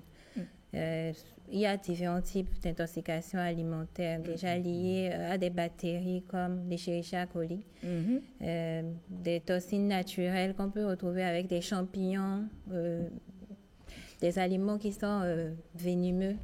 Il y a aussi des toxines avec des intoxications liées à des substances chimiques comme les pesticides qu'on va retrouver sur les légumes et qu'on n'a pas bien lavé ces légumes-là avant de consommer. Donc, c'est vraiment lié à la consommation d'aliments contaminés. Mais généralement, on dit que l'aliment, quand c'est porté au feu, il n'y a plus de microbes. Mais pourquoi ces aliments chauds, quand les enfants les consomment parfois, ils développent une intoxication alimentaire? Ça peut arriver parce que, comme je l'ai dit tout à l'heure, il y a différents types de pathogènes qui vont occasionner une intoxication alimentaire. Et souvent, même la cuisson ne va pas les détruire. Il y a des microbes qui peuvent ne pas être détruits, même à 160 degrés, ils ne sont pas détruits. Et lorsque l'aliment est refroidi, ces micro-organismes se remultiplient. Ils sont juste atténués, on atténue leur effet dangereux. Mais lorsque ça se refroidit, l'aliment est refroidi, donc les toxines là vont se multiplier et reprendre encore leur action. Voilà. Si je vous comprends bien, ça dit que quand déjà le repas est prêt, c'est sorti du feu déjà, et qu'on sert déjà, c'est au moment de servir le repas ça peut subir une contamination. Non. C'est tout au long du processus. Qui peut y avoir. Voilà. Mais c'est plus récurrent à ce niveau, surtout chez les enfants, quand l'hygiène y est déjà à la cuisine et qu'on revient à la table et qu'on remarque que l'enfant a, déjà, comme c'est pas nous citer les signes pour reconnaître une intoxication. Ok. Ça se manifeste souvent par des vomissements, des nausées, des diarrhées, des douleurs abdominales, des fièvres. Dans certains cas, avec certains micro-organismes, des fièvres. Et la diarrhée, c'est beaucoup plus... ça va donner la fatigue à l'enfant et ça peut amener aussi à avoir des convulsions, la déshydratation et amener une situation d'urgence pour amener l'enfant à l'hôpital. Ok. Avec tous ces symptômes, quelles peuvent être les conséquences quand c'est long, une diarrhée chronique ou un vomissement pendant une longue durée? Quand est-ce que ça devient critique pour l'enfant? Avec vomissement et diarrhée, c'est qu'on perd beaucoup d'électrolytes. On est déshydraté, on perd beaucoup de nutriments et on n'a pas l'appétit. C'est difficile pour l'enfant pour nous même adultes, dès qu'on a la diarrhée, c'est très difficile d'être concentré, c'est très difficile de se sentir bien. Et parce parfois, que la perte de l'eau crée un déséquilibre. L'organisme a besoin d'une quantité d'eau critique pour fonctionner correctement. Donc, l'enfant ne sera pas... c'est plus possible pour lui de vraiment se tenir debout. Et la perte des électrolytes et de ces nutriments-là qu'ils ont va entraîner à ce que ça peut amener des convulsions. Vraiment, ça peut même amener à la mort. On ne le souhaite pas. C'est justement pour ça qu'on est sur ce plateau déjà, pour en parler, pour que les parents prennent les bonnes habitudes. Également, ces bonnes dames qui vont dans les cantines puissent prendre également les bonnes habitudes. Mais est-ce qu'il peut arriver que l'enfant fasse une intoxication, qu'il ait un sérieux mal de ventre, mais qu'il ne fasse pas la diarrhée et qu'il ne vomisse pas? Parce que les douleurs à l'estomac, quand l'enfant l'a après avoir mangé, est-ce que c'est également une intoxication alimentaire? Oui, ça peut être le cas, mais vraiment ça va être en fonction de l'état de l'enfant avant. C'est-à-dire que dans certaines situations, on a mangé le même aliment, mais on ne va pas réagir de la même façon. Tout à fait. Donc ça va être aussi en fonction de notre état de santé avant l'ingestion de l'aliment, mais également la partie qu'on a consommée. Donc ça va être l'intoxication aussi en fonction du taux. C'est ça. Je vais dire du taux d'infestation de l'aliment. De ce qu'on a consommé et en même temps de la virulence du micro-organisme. Peut-être que l'enfant a mangé 2 plats contrairement aux autres qui ont pris juste un plat. Voilà, ou c'est la viande qui a été contaminée, mais lui, il a pris le poisson. Et il a pris le même riz, mais il a pris de la viande. Et quels sont ces aliments qui sont souvent sujets à cette intoxication? Oui, on peut... Des aliments comme... Là, déjà, vous avez parlé de la viande, le poisson. Oui, la viande, le poisson. Les légumes feuilles.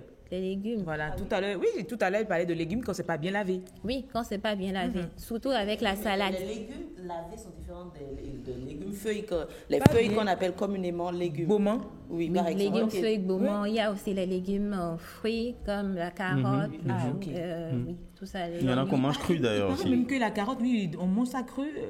Oui, mais ça peut également causer une intoxication, c'est ça? Manger cru, si on n'a pas bien lavé, ça dépend. Comme on a dit tout à l'heure, des pesticides. Mais quand on cuit le beaumont, par exemple, ça va? Oui, ça va. D'accord. Quand on cuit n'importe quel aliment que vous mettez au feu, vous avez cuit, vous avez... déjà, il faut suivre le processus. J'ai bien lavé mon légume, je l'ai préparé. Maintenant, dans la préparation, je n'ai pas contaminé l'un des aliments avec d'autres aliments. Par exemple, quand sur une planche à couper, on a fait notre poisson ou bien notre viande et qu'on n'a pas bien nettoyé cette planche-là et qu'on vient couper le légume dessus avant d'incorporer ça dans la sauce, peut-être là, il y a mélange, c'est clair qu'il y aura une intoxication. Voilà, si déjà le poisson contient des toxines chimiques avec les métaux lourds qu'on peut retrouver dans les poissons, et même la personne qui est en train de manipuler n'a pas bien lavé ses mains, il allait à la selle, n'a pas bien lavé les mains avant de venir prendre. Ça. Voilà, donc tout ça, c'est le processus de cuisson, le processus de préparation, tout ça. Beaucoup de choses peuvent se passer. Voilà, donc il faut faire plus attention. Voilà. Alors, est-ce que généralement, en tant que parent, on se dit mon enfant ne va pas manger à l'école, à la cantine, etc., parce qu'il a un estomac très fragile. Est-ce que lorsqu'on cuisine à la maison et qu'on se rend compte que l'enfant a justement cet estomac fragile, où est-ce que le bas blesse? Comment reconnaître ce qu'il supporte et ce qu'il ne supporte pas? Ok, non. L'estomac fragile, ça peut venir de plusieurs choses, pas forcément l'intoxication alimentaire. Déjà, il faut pouvoir prendre soin de la santé des enfants, faire les déparasitages. Ça, c'est les mesures préventives. Voilà, des mesures préventives. Mais même à la maison, quand ils mangent et que ça a de problèmes, il faut voir l'aliment. Où est-ce que vous avez pris l'aliment? Est-ce que l'enfant a mangé? Est-ce que c'est un jus? Qu'est-ce qu'il a consommé? Est-ce que l'eau a été potable? Est-ce que dans votre manipulation à vous-même, vous n'avez pas, il n'y a pas eu de contact, même les mèches peuvent entrer en contact. Surtout parfois qu'on est en cuisine, c'est rapide, c'est pas bien. Donc, il vaut mieux se laver encore rapidement les mains. D'où le lavage des mains systématique, c'est pas seulement à l'école qu'il faut le faire. Non. Il faut le faire partout. Partout. À la cuisine, ne pas se fatiguer de se laver les mains pour... Mais est-ce qu'on lave trop les mains là? C'est pas que... Parce qu'il paraît que dans la paume de main, il y a également des microbes dont nous avons besoin. Oui, donc sur tout notre corps. Vous m'apprenez, je ne le savais pas. Sur tout notre corps, nous avons des micro-organismes, des bactéries qui sont bonnes. Même dans notre intestin, nous avons des bactéries très bonnes. Dans notre bouche aussi. Voilà. Certainement. Et lorsque ce niveau de bactéries très bonnes commence à diminuer, les mauvaises prennent le dessus. Donc, il faut vraiment faire attention à ça. Ça aussi peut entraîner un inconfort digestif pour les enfants. Donc, prendre soin de leur microbiote intestinal, comme on le dit. Et donc, prendre soin du fait qu'ils puissent prendre des aliments fermentés, nos bouillies que nous faisons, du yaourt, donc qui contiennent de très bonnes bactéries. Ce fameux yaourt, le goûter des enfants. Exactement, qu'ils aiment tant. Maintenant, la question que je dois vous poser avant qu'on ne parte de ce plateau, c'est quelles sont les mesures urgentes que les parents peuvent déjà adopter dès qu'on sent que l'enfant fait une intoxication alimentaire? S'il fait une intoxication alimentaire, c'est qu'il y a diarrhée, vomissement, et ça peut être très inquiétant. Donc, ce qu'il faut faire, c'est déjà hydrater l'enfant. Lui donner de l'eau? Oui, donner de l'eau pour compenser les pertes. Et lorsque, arrivé à un certain niveau, il ne faut pas donner d'anti-inflammatoires, il ne faut pas donner n'importe quel médicament. Ce qu'il faut faire aussi, les parents sont champions dedans. Hein. Voilà. Faire en sorte également, quand on veut donner à manger à un enfant qui a déjà une intoxication alimentaire, c'est de prioriser des aliments comme le riz, le pain pour permettre à ce que... Vous freinez la diarrhée? Oui, la diarrhée puisse... Le riz, le pain. Du pain. Et du gari peut-être, j'en sais rien. Il paraît, hein. Le gari. Ou le lait pique. On nous dit beaucoup de choses. Non, pas du tout.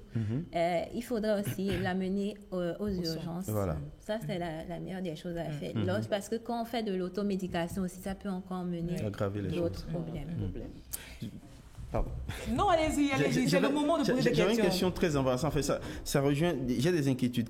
Bon, c'est vrai, il y a des microbes qui sont très méchants, très résistants, amis du feu, donc ils peuvent résister jusqu'à 160 degrés. Et quand on dit qu'il faut bien cuire les aliments, ça peut fragiliser les légumes. Comment on fait? Comment on s'en sort? En fait, quand on dit de bien cuire les aliments, c'est vrai. Cuire, ça a deux fonctions. On veut amener l'aliment à être bien mangeable pour nous et en même temps, il faut garder tous les éléments nutritifs qui sont à l'intérieur. Donc vraiment, il faut manger chaud. Il faut, c'est la base. Voilà, il faut manger chaud. Il ne faut pas attendre forcément que l'aliment soit trop refroidi avant de consommer. Et maintenant, la conservation. Parce que ici aussi, il faut comprendre que dès qu'on a fini de manger et que on laisse aller libre, on ne couvre pas, il y a plein de choses qui peuvent s'introduire dans notre repas. Et la meilleure des choses à faire, c'est de bien conserver ce qu'on veut manger. Et je conseille également de manger, de cuisiner ce qu'on veut manger en petite quantité et de manger en même temps. Au lieu de réchauffer. De réchauffer à chaque fois. Ça aussi, on perd les nutriments. Vous le dites à qui? Ces dames qui sont dans les bureaux et qui n'ont pas le temps. C'est toujours parfois mieux de réchauffer, mais pas trop réchauffer en fait. Voilà. Les légumes crus très bien lavés, notamment la carotte avant de manger, et la salade par exemple, les feuilles de laitue, de préférence avec du vinaigre, c'est ça? Du vinaigre, de l'eau salée, de marganate. Très bien. Pareil pour les légumes feuilles, non? Les gourmands et autres, on peut également laver avec du sel, de la vinaigre. Super. Merci beaucoup, Dr Ruth Aroyer. Je sais que vous êtes médecin nutritionniste. Vous également à la maison, j'espère que vous avez pris note. Quand vous voyez un enfant qui fait de la diarrhée, qui vomit, dans l'immédiat, donnez-lui déjà beaucoup d'eau, conduisez-le à l'hôpital. Et pour l'alimenter, on l'a dit sur ce plateau, l'astuce simple et basique, c'est du pain ou du riz. C'est simple. Je crois que c'est déjà bien. Je voulais bien titiller un peu Marvin pour voir si elle a des astuces. Mais bon, Marvin, comment ça va? Ça va bien. Vous n'avez pas des astuces pour nous? Bon, moi je voudrais juste demander si ceux qui lavent les feuilles de lecture avec de l'eau de javel. Là, bien, ça, c'est pas bon. Parce qu'il y a certaines personnes qui sont très allergiques également à la javel. Ce n'est pas nécessaire. D'accord. Parce que c'est toujours dans l'optique de tuer les microbes qu'ils utilisent de l'eau de javel. Merci beaucoup. Certainement pas. Merci beaucoup Yasmine Damata et votre invité. Merci d'avoir permis de faire le tour de la question. Certainement qu'on va y revenir, je vous connais. Oui. On libère pour que Ghislaine vienne ou on reste encore avec vous pour parler des médias? Pourquoi pas, on libère pour que Ghislaine vienne justement prendre place sur ce plateau. On parle maintenant d'éducation aux médias. Notre invité est déjà sur le plateau.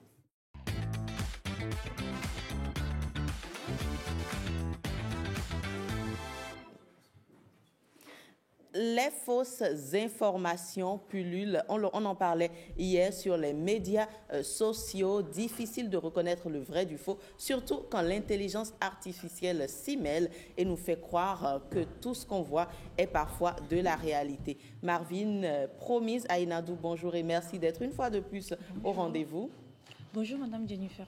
Alors, vous êtes rédactrice web SEO. Et avec vous, depuis hier, on aborde cette question justement de fausses informations. Aujourd'hui, on s'intéresse à l'intelligence artificielle qui est une nouvelle source de vidéos trompeuses. Avant de vous poser la première question, j'aimerais bien recevoir ma très chère Ghislaine qui nous fait l'honneur de nous accompagner, je le disais hier, tout en beauté. Bonjour Ghislaine.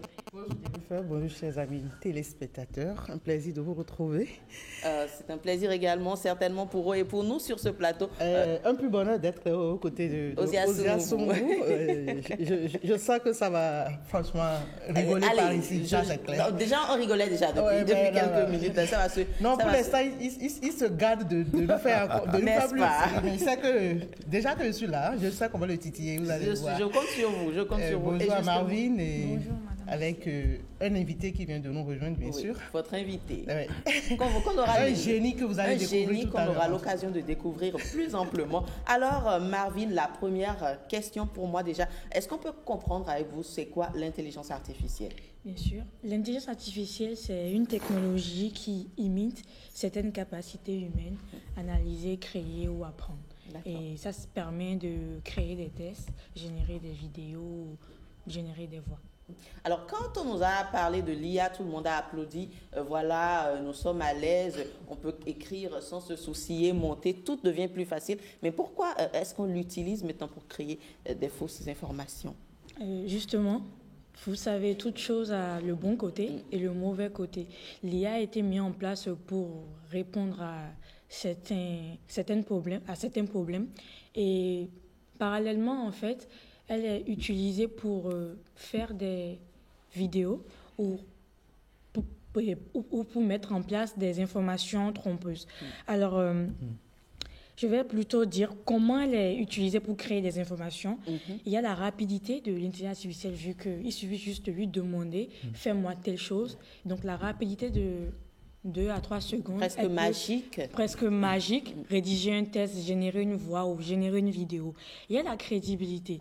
Le réalisme visuel et sonore tape l'œil et l'oreille.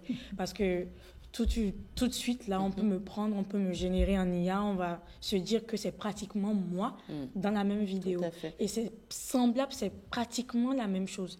Et il y a aussi la manipulation. Sauf que quand on est bien attentif. On remarque qu'il y a des... On va y revenir. Et il y a la manipulation. Ça peut servir en fait à influencer l'opinion publique, salir une réputation et semer le doute. Et j'ai envoyé une image, je pense qu'on va y venir. Une image que la réalisation va certainement nous aider à voir tout à l'heure. Et juste une image d'un homme, c'est bien cela, qui est assis. Déjà une image qui viendra avant la vidéo, qui viendra certainement. Lui, c'est un jeune appelé Fritzel Adjaro. Il a posté sa photo de profil un jour le matin et le soir, automatiquement, la vidéo qui va venir. À présent, la vidéo. Voilà. La vidéo a été générée par une personne et on voit Fritzel en train de se battre avec un chat géant. Et c'est quand même, si vous regardez bien, on va prendre en compte les détails physiques qui sont étranges. Là, en fait, dans le déroulement, automatiquement, la main de Fritzel se met à changer. On ne voit plus les doigts. Vous remarquez, on ne voit plus les doigts de Fritzel. Et il y a le visage qui est un peu plus trop naturel. Il y a les yeux qui clignotent mal. Voilà. Il y a le regard figé. Il y a l'expression faciale qui est rigide. Vous voyez, les verres, ça s'allonge et ça revient. Son pied devient tantôt long et revient. Donc, c'est ça. Il y a le mouvement des lèvres, et vous regardez bien le chat, qui tantôt également bouge comme si c'était réel. Donc, il y a l'arrière-plan également qui bouge en fonction de plusieurs choses. Et donc, il y a plusieurs vidéos comme ça qui sont générées par l'IA. Si nos enfants ou si les enfants tombent dessus, on dira je peux me battre avec un chat géant. Et là, c'est pour semer le doute. Parce que Fritzel l'a fait. Et là, c'est pour semer le doute. Donc, les vidéos sont créées pour faire pour donner différentes informations, semer le doute, détruire une réputation ou mouvementer l'opinion publique. Alors moi, pour donner astuce, comment vérifier des vidéos comme ça, déjà... De façon très simple. De façon très simple. Comme M. Odias l'a dit, il faut être très attentif. Ça se retrouve dans les détails, vérifier comment ça se passe. Et il faut faire des recherches inversées. Je l'ai dit hier, Google Links, ça permet de voir à peu près si cette vidéo, elle est une vidéo réelle ou une vidéo qui n'existait pas et tout ça. Ensuite, des outils spécialisés comme LinkedIn qui permettent d'analyser l'authenticité d'une vidéo. D'accord. Voilà, est-ce qu'il y a eu des cas pratiques? Là, vous avez parlé de Frizel, qui est certainement une connaissance à vous. Est-ce qu'il y a eu des cas d'informations générées à partir de vidéos qui ont fait peut-être un tollé, alors que ce n'est pas forcément vrai? On en a suffisamment. Il y en a suffisamment. Évidemment, les stars de ces vidéos sont sur ce plateau. Nous en avons été victimes. Voilà, il y en a suffisamment. Absolument. Ils ont géré un bon nombre de ces images. Je crois que le journal, où on l'a montré en train de faire publicité de produits. Oui, il y a des produits, des produits miraculeux. On aurait pu chercher ces vidéos. Je pense que pour les prochaines fois, exactement. Tout à fait, ils sont passés par là. Et pendant la période de l'Ukraine avec la Russie, il y a eu plusieurs vidéos qui ont circulé faisant croire que Poutine affirmait il y a plusieurs vidéos du genre. Je pense que demain, on va venir sur... Avec des cas pratiques. Merci. Ne sommes même pas surpris de voir Jennifer en train de danser avec vous. Plus rien de nous étonner avec l'intelligence artificielle. Merci. Il faut vraiment faire la part des choses et générer de bonnes informations, vu que c'est utilisé par des professionnels du domaine, soit pour faire des promotions de leurs produits. Mais il ne faudrait pas qu'on sorte du contexte et on prenne des personnes pour en faire... des marionnettes. Je vois notre invité donner opinion du chef. C'est un passionné de technologie et aussi d'IA. Peut-être on peut lui demander ce qu'il pense du sujet. Alors, c'est un sujet très important et surtout très intéressant. Et elle a donné le plus beau exemple, justement, la guerre en Ukraine, parce que c'est un sujet qui touche à la sensibilité de pas mal de personnes et c'est justement des enjeux de violence et tout ça. Donc, ça peut vraiment créer des problèmes. Mais pour revenir à la vie personnelle, ce que je voudrais dire aux jeunes de manière générale, c'est d'éviter de poster certaines de leurs photos, en tout cas pas totalement habillées, parce que c'est vraiment tout un challenge aujourd'hui, que ce soit pour les professionnels de la cybersécurité, parce que ces images sont utilisées pour générer des contenus pour les adultes. Donc après, ça crée beaucoup de problèmes psychologiques et ça a des très graves répercussions. Donc à tous les jeunes, évitez de poster ce type de photos, parce que ça peut être utilisé par des personnes malveillantes pour après faire du chantage, etc. Donc, voilà. Et j'ai juste une petite question à Marvin. Est-ce qu'il est possible que l'IA montre une personne déjà habillée, déshabillée dans Exactement. C'est bien possible. En venir. Là, je suis habillée en Tony Font, c'est une marque. Et si quelqu'un veut détruire la marque Tony Font, là, il suffit juste de prendre une photo de moi assise là et on m'enlève juste ma tenue. Oh. Il y en a eu sur les réseaux où des personnes qui y avaient posté, comme Prudence l'a dit, des photos d'elles, pas tellement couvertes.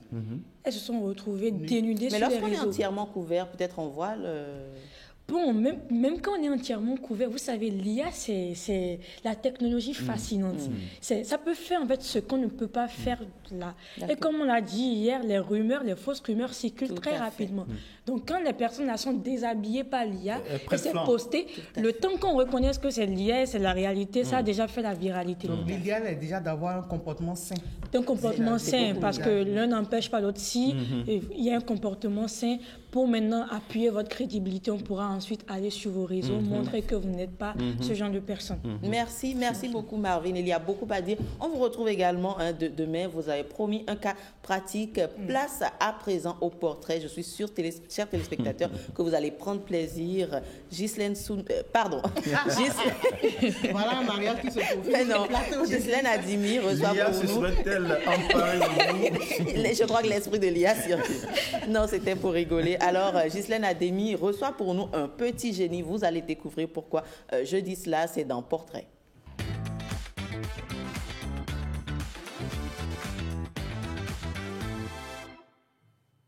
Place à présent à Ghislaine et son invité. J'ai hâte de savoir ce que vous nous proposez. Merci Jennifer. Et si vous voulez savoir ce que je vous propose, ou nous vous proposons, parce que c'est un travail qui a été fait. En fait, c'est ce qui justifie mon lapsus de tout à l'heure. On va demander à la régie de nous plonger en même temps au cœur du mystère. Hello, suivez-moi. Ne vous fiez surtout pas à sa dégaine de mannequin. Nous avons bel et bien rendez-vous avec Prudence, l'audace des rêves étoilés. Des rêves inouïs comme construire pour son pays le Bénin, le premier satellite de son histoire. C'est dans son univers créatif qu'il nous reçoit. Nous sommes au SCOP, incubateur dédié par le gouvernement à de jeunes esprits au potentiel créatif. Aussitôt posé, Prudence nous entraîne dans sa passion. J'ai la tête dans les étoiles, mais évidemment les pieds sur terre. Je m'intéresse aux sciences, à la technologie, mais aussi bien à la géostratégie, à l'histoire et aux technologies liées à la défense. Donc, je parle plus précisément de l'aérospatiale, donc de l'astronomie, l'aviation et de toutes les technologies qui sont liées, ne sont pas forcément d'abord accessibles ici, mais voilà, ce sont ces univers-là qui me fascinent, qui me passionnent au jour le jour. Un univers de haute technologie où le jeune dialogue avec les plus grands esprits en la matière. Tout commence pour Prudence depuis l'adolescence. Depuis l'âge de 12 ans, grâce à mon père, parce qu'il m'a permis de pouvoir observer l'éclipse de novembre 2013 qui a eu lieu au Bénin. Donc c'est de là vraiment qu'est née ma fascination et mon rêve d'aller justement tutoyer les étoiles. Alors après mon bac C, j'ai décidé de faire des études de physique et d'anglais à l'université d'Abomey-Calavi. Pourquoi? Parce que je voudrais devenir pilote. L'adolescent qui voyait battre de l'aile son rêve de pilote d'avion va quand même tracer son chemin vers les étoiles. Malheureusement, je n'ai pas pu être pilote aujourd'hui, mais ce rêve d'aller tutoyer les étoiles ne m'a jamais quitté. Je m'investis pour apprendre pour comprendre, apprendre pour savoir. Et ce chemin-là que j'ai pu parcourir à l'université m'a permis aujourd'hui d'avoir une bonne base scientifique et technologique pour m'approcher de ce rêve-là, mais aussi de très bien comprendre l'anglais pour pouvoir en fait embrasser le monde scientifique aujourd'hui et puis pouvoir développer de plus de connaissances et d'opportunités. À sa passion, Prudence consacre tout son temps, participe à des congrès scientifiques à travers la planète. Ce type d'activité me permet de rencontrer d'autres scientifiques, justement, de pouvoir en fait être en mesure de transposer ces modèles là ou ces meilleures pratiques là-bas pour le Bénin quand même, pour notre développement spatial futur. Un jour, il est remarqué par la NASA, l'organisme américain d'aérospatiale. Donc, le premier projet auquel j'ai participé, c'était un projet purement astronomie pour la recherche scientifique, pour pouvoir détecter des astéroïdes. L'autre projet, c'est le plus grand hackathon au monde qui, déjà en 2024, l'année passée, a accueilli plus de 94 000 participants à travers le monde. Et je suis personnellement le responsable local désigné par la NASA pour organiser cet événement ici. Et l'une de ces équipes qui a participé à ce challenge, elle s'est classée dans le top 62 au niveau mondial sur plus de 5500 projets en 2023. Donc leur projet était justement d'utiliser les données satellites pour suivre l'évolution des cours d'eau, pour qu'on puisse améliorer la santé de ces cours d'eau-là. Ça, c'est les projets en fait sur lesquels j'ai la chance de collaborer avec la NASA, mais pas seulement collaborer avec la NASA, mais d'autres chercheurs à travers le monde, en France, au Sénégal, en Côte d'Ivoire, en Afrique du Sud. Comme un signe qui ne trompe pas, Prudence décroche plusieurs prix à des concours internationaux. Le premier trophée, je vais dire que c'est le premier trophée qui m'a vraiment lancé dans l'astronomie. Donc j'étais le 4e en Afrique à l'avoir remporté. Donc il s'agissait d'un télescope justement qui était signé par 2 prix Nobel de physique, donc dédicacé, donc qui m'était dédicacé. 4 télescopes déjà à l'actif d'une passion scientifique. Ensemble avec l'un de ses alter ego, passionné comme lui, Prudence nous montre une pièce de sa collection. Ici, je vous montre l'un des nombreux télescopes que j'ai eu l'occasion de gagner justement. Grâce à RFI et à l'ambassade de France au Bénin. Alors, ce télescope-là, il est tout à fait spécial parce que c'est le tout dernier et le plus grand et le plus efficace surtout. Fort de son itinéraire, le mordu d'engins spatiaux est décidé à aller au bout de ses rêves, poursuivre des études spécialisées et réaliser le premier satellite de son pays. Je rêve d'être un jour allé dans l'espace et tout, mais vraiment pour revenir à notre pays, contribuer à la construction du premier satellite béninois qui sera envoyé dans l'espace. Ce n'est plus vraiment la chose des Blancs ou des riches, des nations riches qui ont de l'argent. C'est quelque chose qui nous concerne tout le monde. On fait beaucoup de choses avec les données d'imagerie qu'on a sur les satellites. Ce sont ces données-là qui nous permettent de développer l'agriculture de précision à très grande échelle dans les pays développés. Autre univers qui dévore Prudence, ce sont les technologies de défense et de sécurité. Mais sur ce projet, le jeune retrouve la prudence de son prénom. Il n'en dira pas grand-chose. Aujourd'hui, le Bénin vit une situation tout à fait particulière. Nous faisons face à une grave crise de sécurité, notamment avec les attaques terroristes au nord. Et aujourd'hui, on peut dire que les technologies satellites peuvent nous aider en fait à coordonner, à gérer la réponse militaire, mais aussi humanitaire que nous apportons à cette crise-là. En attendant que prennent corps tous ces projets audacieux, Prudence, le garçon qui rêve de tutoyer les étoiles, s'affirme déjà comme un modèle d'audace, de persévérance, une source d'inspiration.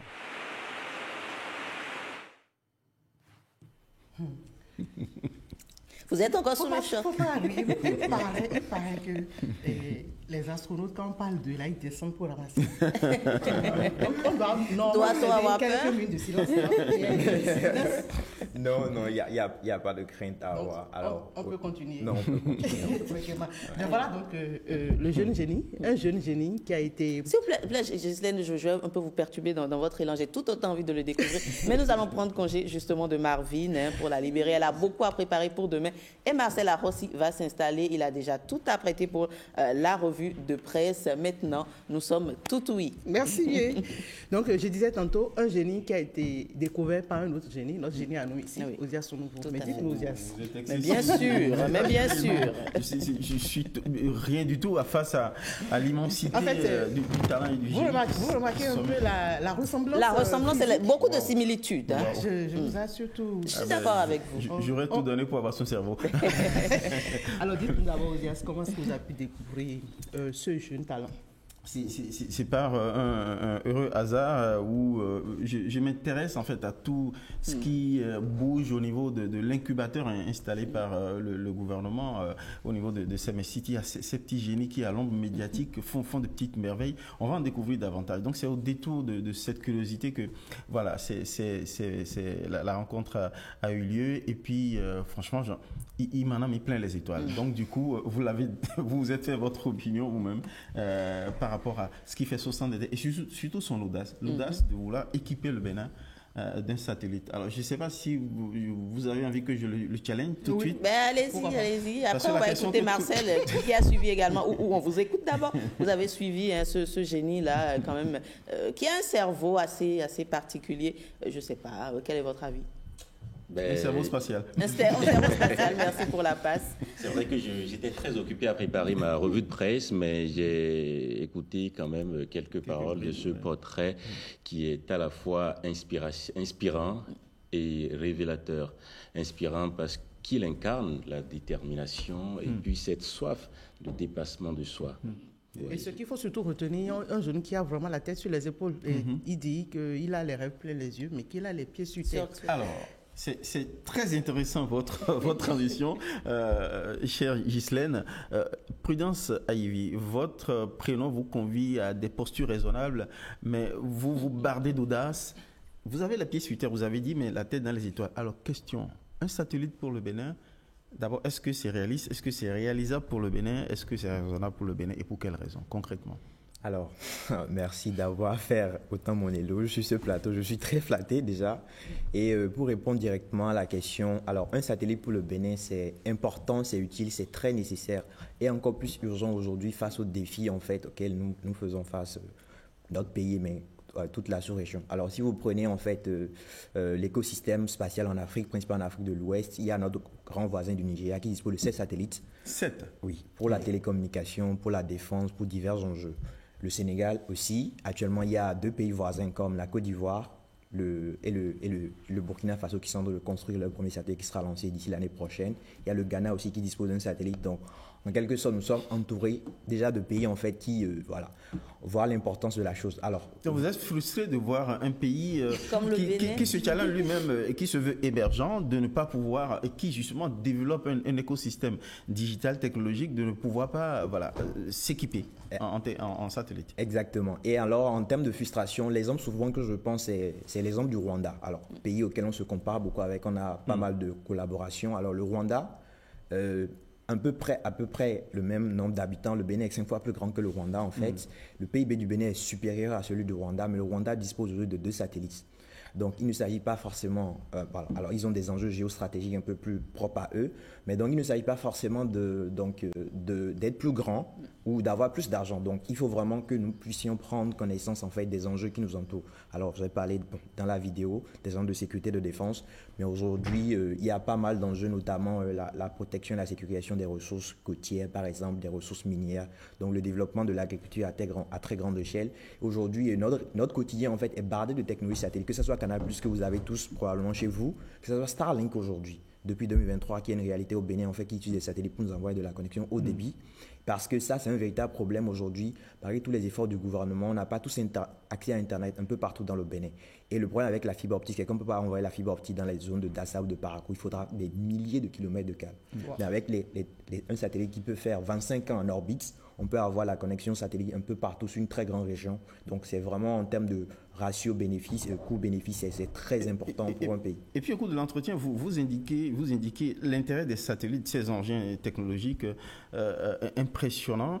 Je veux dire, sur le paysan, l'activité du paysan, c'est revenu au quotidien en termes de prévisibilité de catastrophes qui pourraient toucher.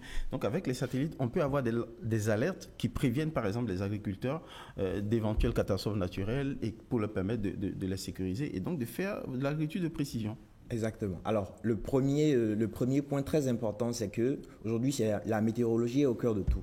Donc, que ce soit pour organiser l'événement de manière générale, mais aussi surtout, en fait, dans l'agriculture. Alors, si on a une bonne prévision météorologique, on peut savoir quand est-ce qu'il va pleuvoir. Et en fait, d'autant plus que nous sommes actuellement dans une période de changement climatique majeur au Bénin que nous subissons. Donc, savoir quand est-ce qu'il faut planter, quand est-ce qu'il faut récolter, en fait, quel produit, quel type de récolte il faut planter à tel endroit précisément. Avec beaucoup de fiabilité. Donc, en fait, ça évite des pertes de récolte, ça permet en fait aux agriculteurs d'avoir une réponse résiliente par rapport aux rongeurs, aux dévastateurs et tout ça. Et en fait de mieux gérer tout cet écosystème, en fait, des ressources, donc tout ce qui est donc de l'agriculture en soi-même, aux récoltes jusqu'au transport et tout. Donc, ce sont ces capacités-là que les satellites peuvent nous permettre aujourd'hui pour devenir en fait en quelque sorte une nation autonome en termes d'agriculture. C'est un sujet assez passionnant pour vous. Tout à fait. Absolument. Prudence, à quel âge? Alors, j'ai 24 ans aujourd'hui. Voilà. Aujourd'hui joyeux anniversaire. Non, pas aujourd'hui. Actuellement. Voilà, aujourd'hui, c'est plutôt l'anniversaire de mon père. Donc, voilà. Anniversaire à lui. Alors, j'ai posé la question parce que je voudrais savoir. On sent que vous êtes vraiment passionné par ce sujet. Et pourtant, avoir autant de passion pour évoluer, ça a sûrement dû vous coûter beaucoup. En termes de sacrifices, en termes d'investissement. Alors, beaucoup de sacrifices. Les sacrifices, c'est au quotidien pas mal de nuits blanches. Bon, on n'en compte même plus. Mais d'abord, c'est surtout ça. Parce que le problème, c'est qu'au Bénin, en fait, comme vous pouvez le savoir, il n'y a pas vraiment d'écosystème. Quand on parle d'astronomie, quand on parle d'aérospatiale, même à l'université, auprès de mes professeurs, en fait, voilà.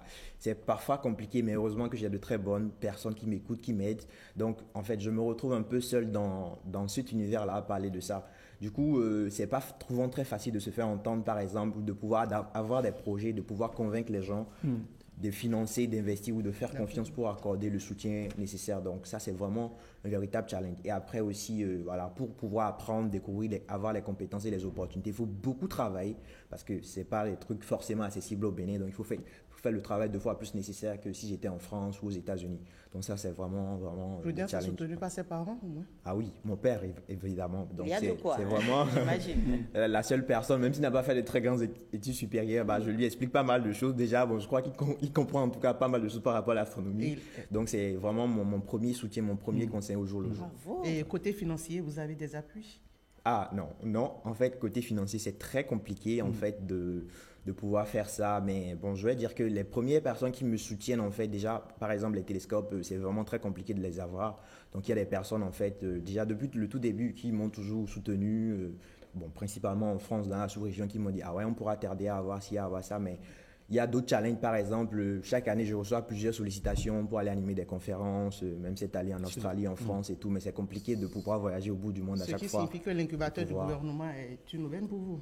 Ah oui, en effet, le SCOP, c'est en fait l'endroit pour apprendre, découvrir, mais aussi vraiment partager cette passion-là aussi et avoir accès à pas mal d'opportunités. C'est justement là que j'ai commencé justement par travailler sur le prototype du premier J'ai satellite. beaucoup de questions pour Prudence, mais Jennifer Mayati, oui. Alors, voilà. Jennifer, permets-moi de lui demander juste une toute dernière question. J'en ai une petite dernière. Alors, est-ce que les amis de Prudence ne le voient pas comme un extraterrestre? En tout cas, moi, je le vois un peu comme une extraterrestre. Alors, tout sauf ordinaire. Oui et non. Bon, après, depuis le collège, vu que c'est un truc qui a commencé depuis très longtemps, j'étais un peu considéré, jusqu'à même ce qu'on m'a surnommé Wikipédia, voilà. Donc, après, au fur et à mesure, je me suis entouré de ces personnes-là, passionnées de sciences et technologie. Vous avez créé une association. Voilà, j'ai créé une association, justement, qui fait la promotion de l'astronomie à l'échelle nationale. Déjà, donc, ce sont des personnes, en fait, qui partagent plus ou moins la même vision, la même passion que moi. Et puis voilà, ça permet de mieux échanger et tout ça. Jennifer, le client est à vous. Oui, le temps, il est complètement parti. Mais en quelques secondes, cette fameuse histoire de la NASA, c'est quoi? Est-ce que vous pouvez nous résumer ça très, très rapidement? Alors, donc, la collaboration avec la NASA, en fait, c'est pas une collaboration directe en soi, mais vraiment sur des projets qui sont menés par la NASA. Donc, le premier projet, justement, c'était un projet de recherche pour rechercher des astéroïdes, voilà, qui n'ont pas été découverts, donc pour la recherche scientifique, mais aussi pour protéger la Terre. Il paraît qu'il y en a qui menacent la Terre. Oui, chaque jour, mais bon, c'est pas... On pas... doit avoir des raisons d'avoir peur. Non, il n'y a pas de raison d'avoir peur. Les scientifiques travaillent, veillent au grain pour ça, et puis chaque jour travaillent. Donc voilà un peu, d'où est-ce que tout cela vient. Merci beaucoup à vous. L'astronaute, merci. On allie passion, rigueur et persévérance. Le résultat ne peut être ne ment pas. Voilà la conclusion. Et vous ne doutez pas non plus que quand on rêve grand, l'avenir est toujours prometteur. Tout à fait. Vous nous promettez devant les téléspectateurs de le ramener. Absolument. N'est-ce pas? Il nous faut cela. En plus, il s'exprime tellement bien qu'on a vraiment envie de l'écouter. On ne s'en lasse pas. J'ai pris l'engagement en votre nom, donc on sera encore là prochainement. Il n'y a pas de souci, je suis disponible. Merci beaucoup. Toujours avec le même plaisir. Merci beaucoup, Ghislaine. Osias Sounouvou également. Mesdames, Messieurs, c'est l'heure de la revue de presse. Vous l'avez vu, Marcel est déjà en place.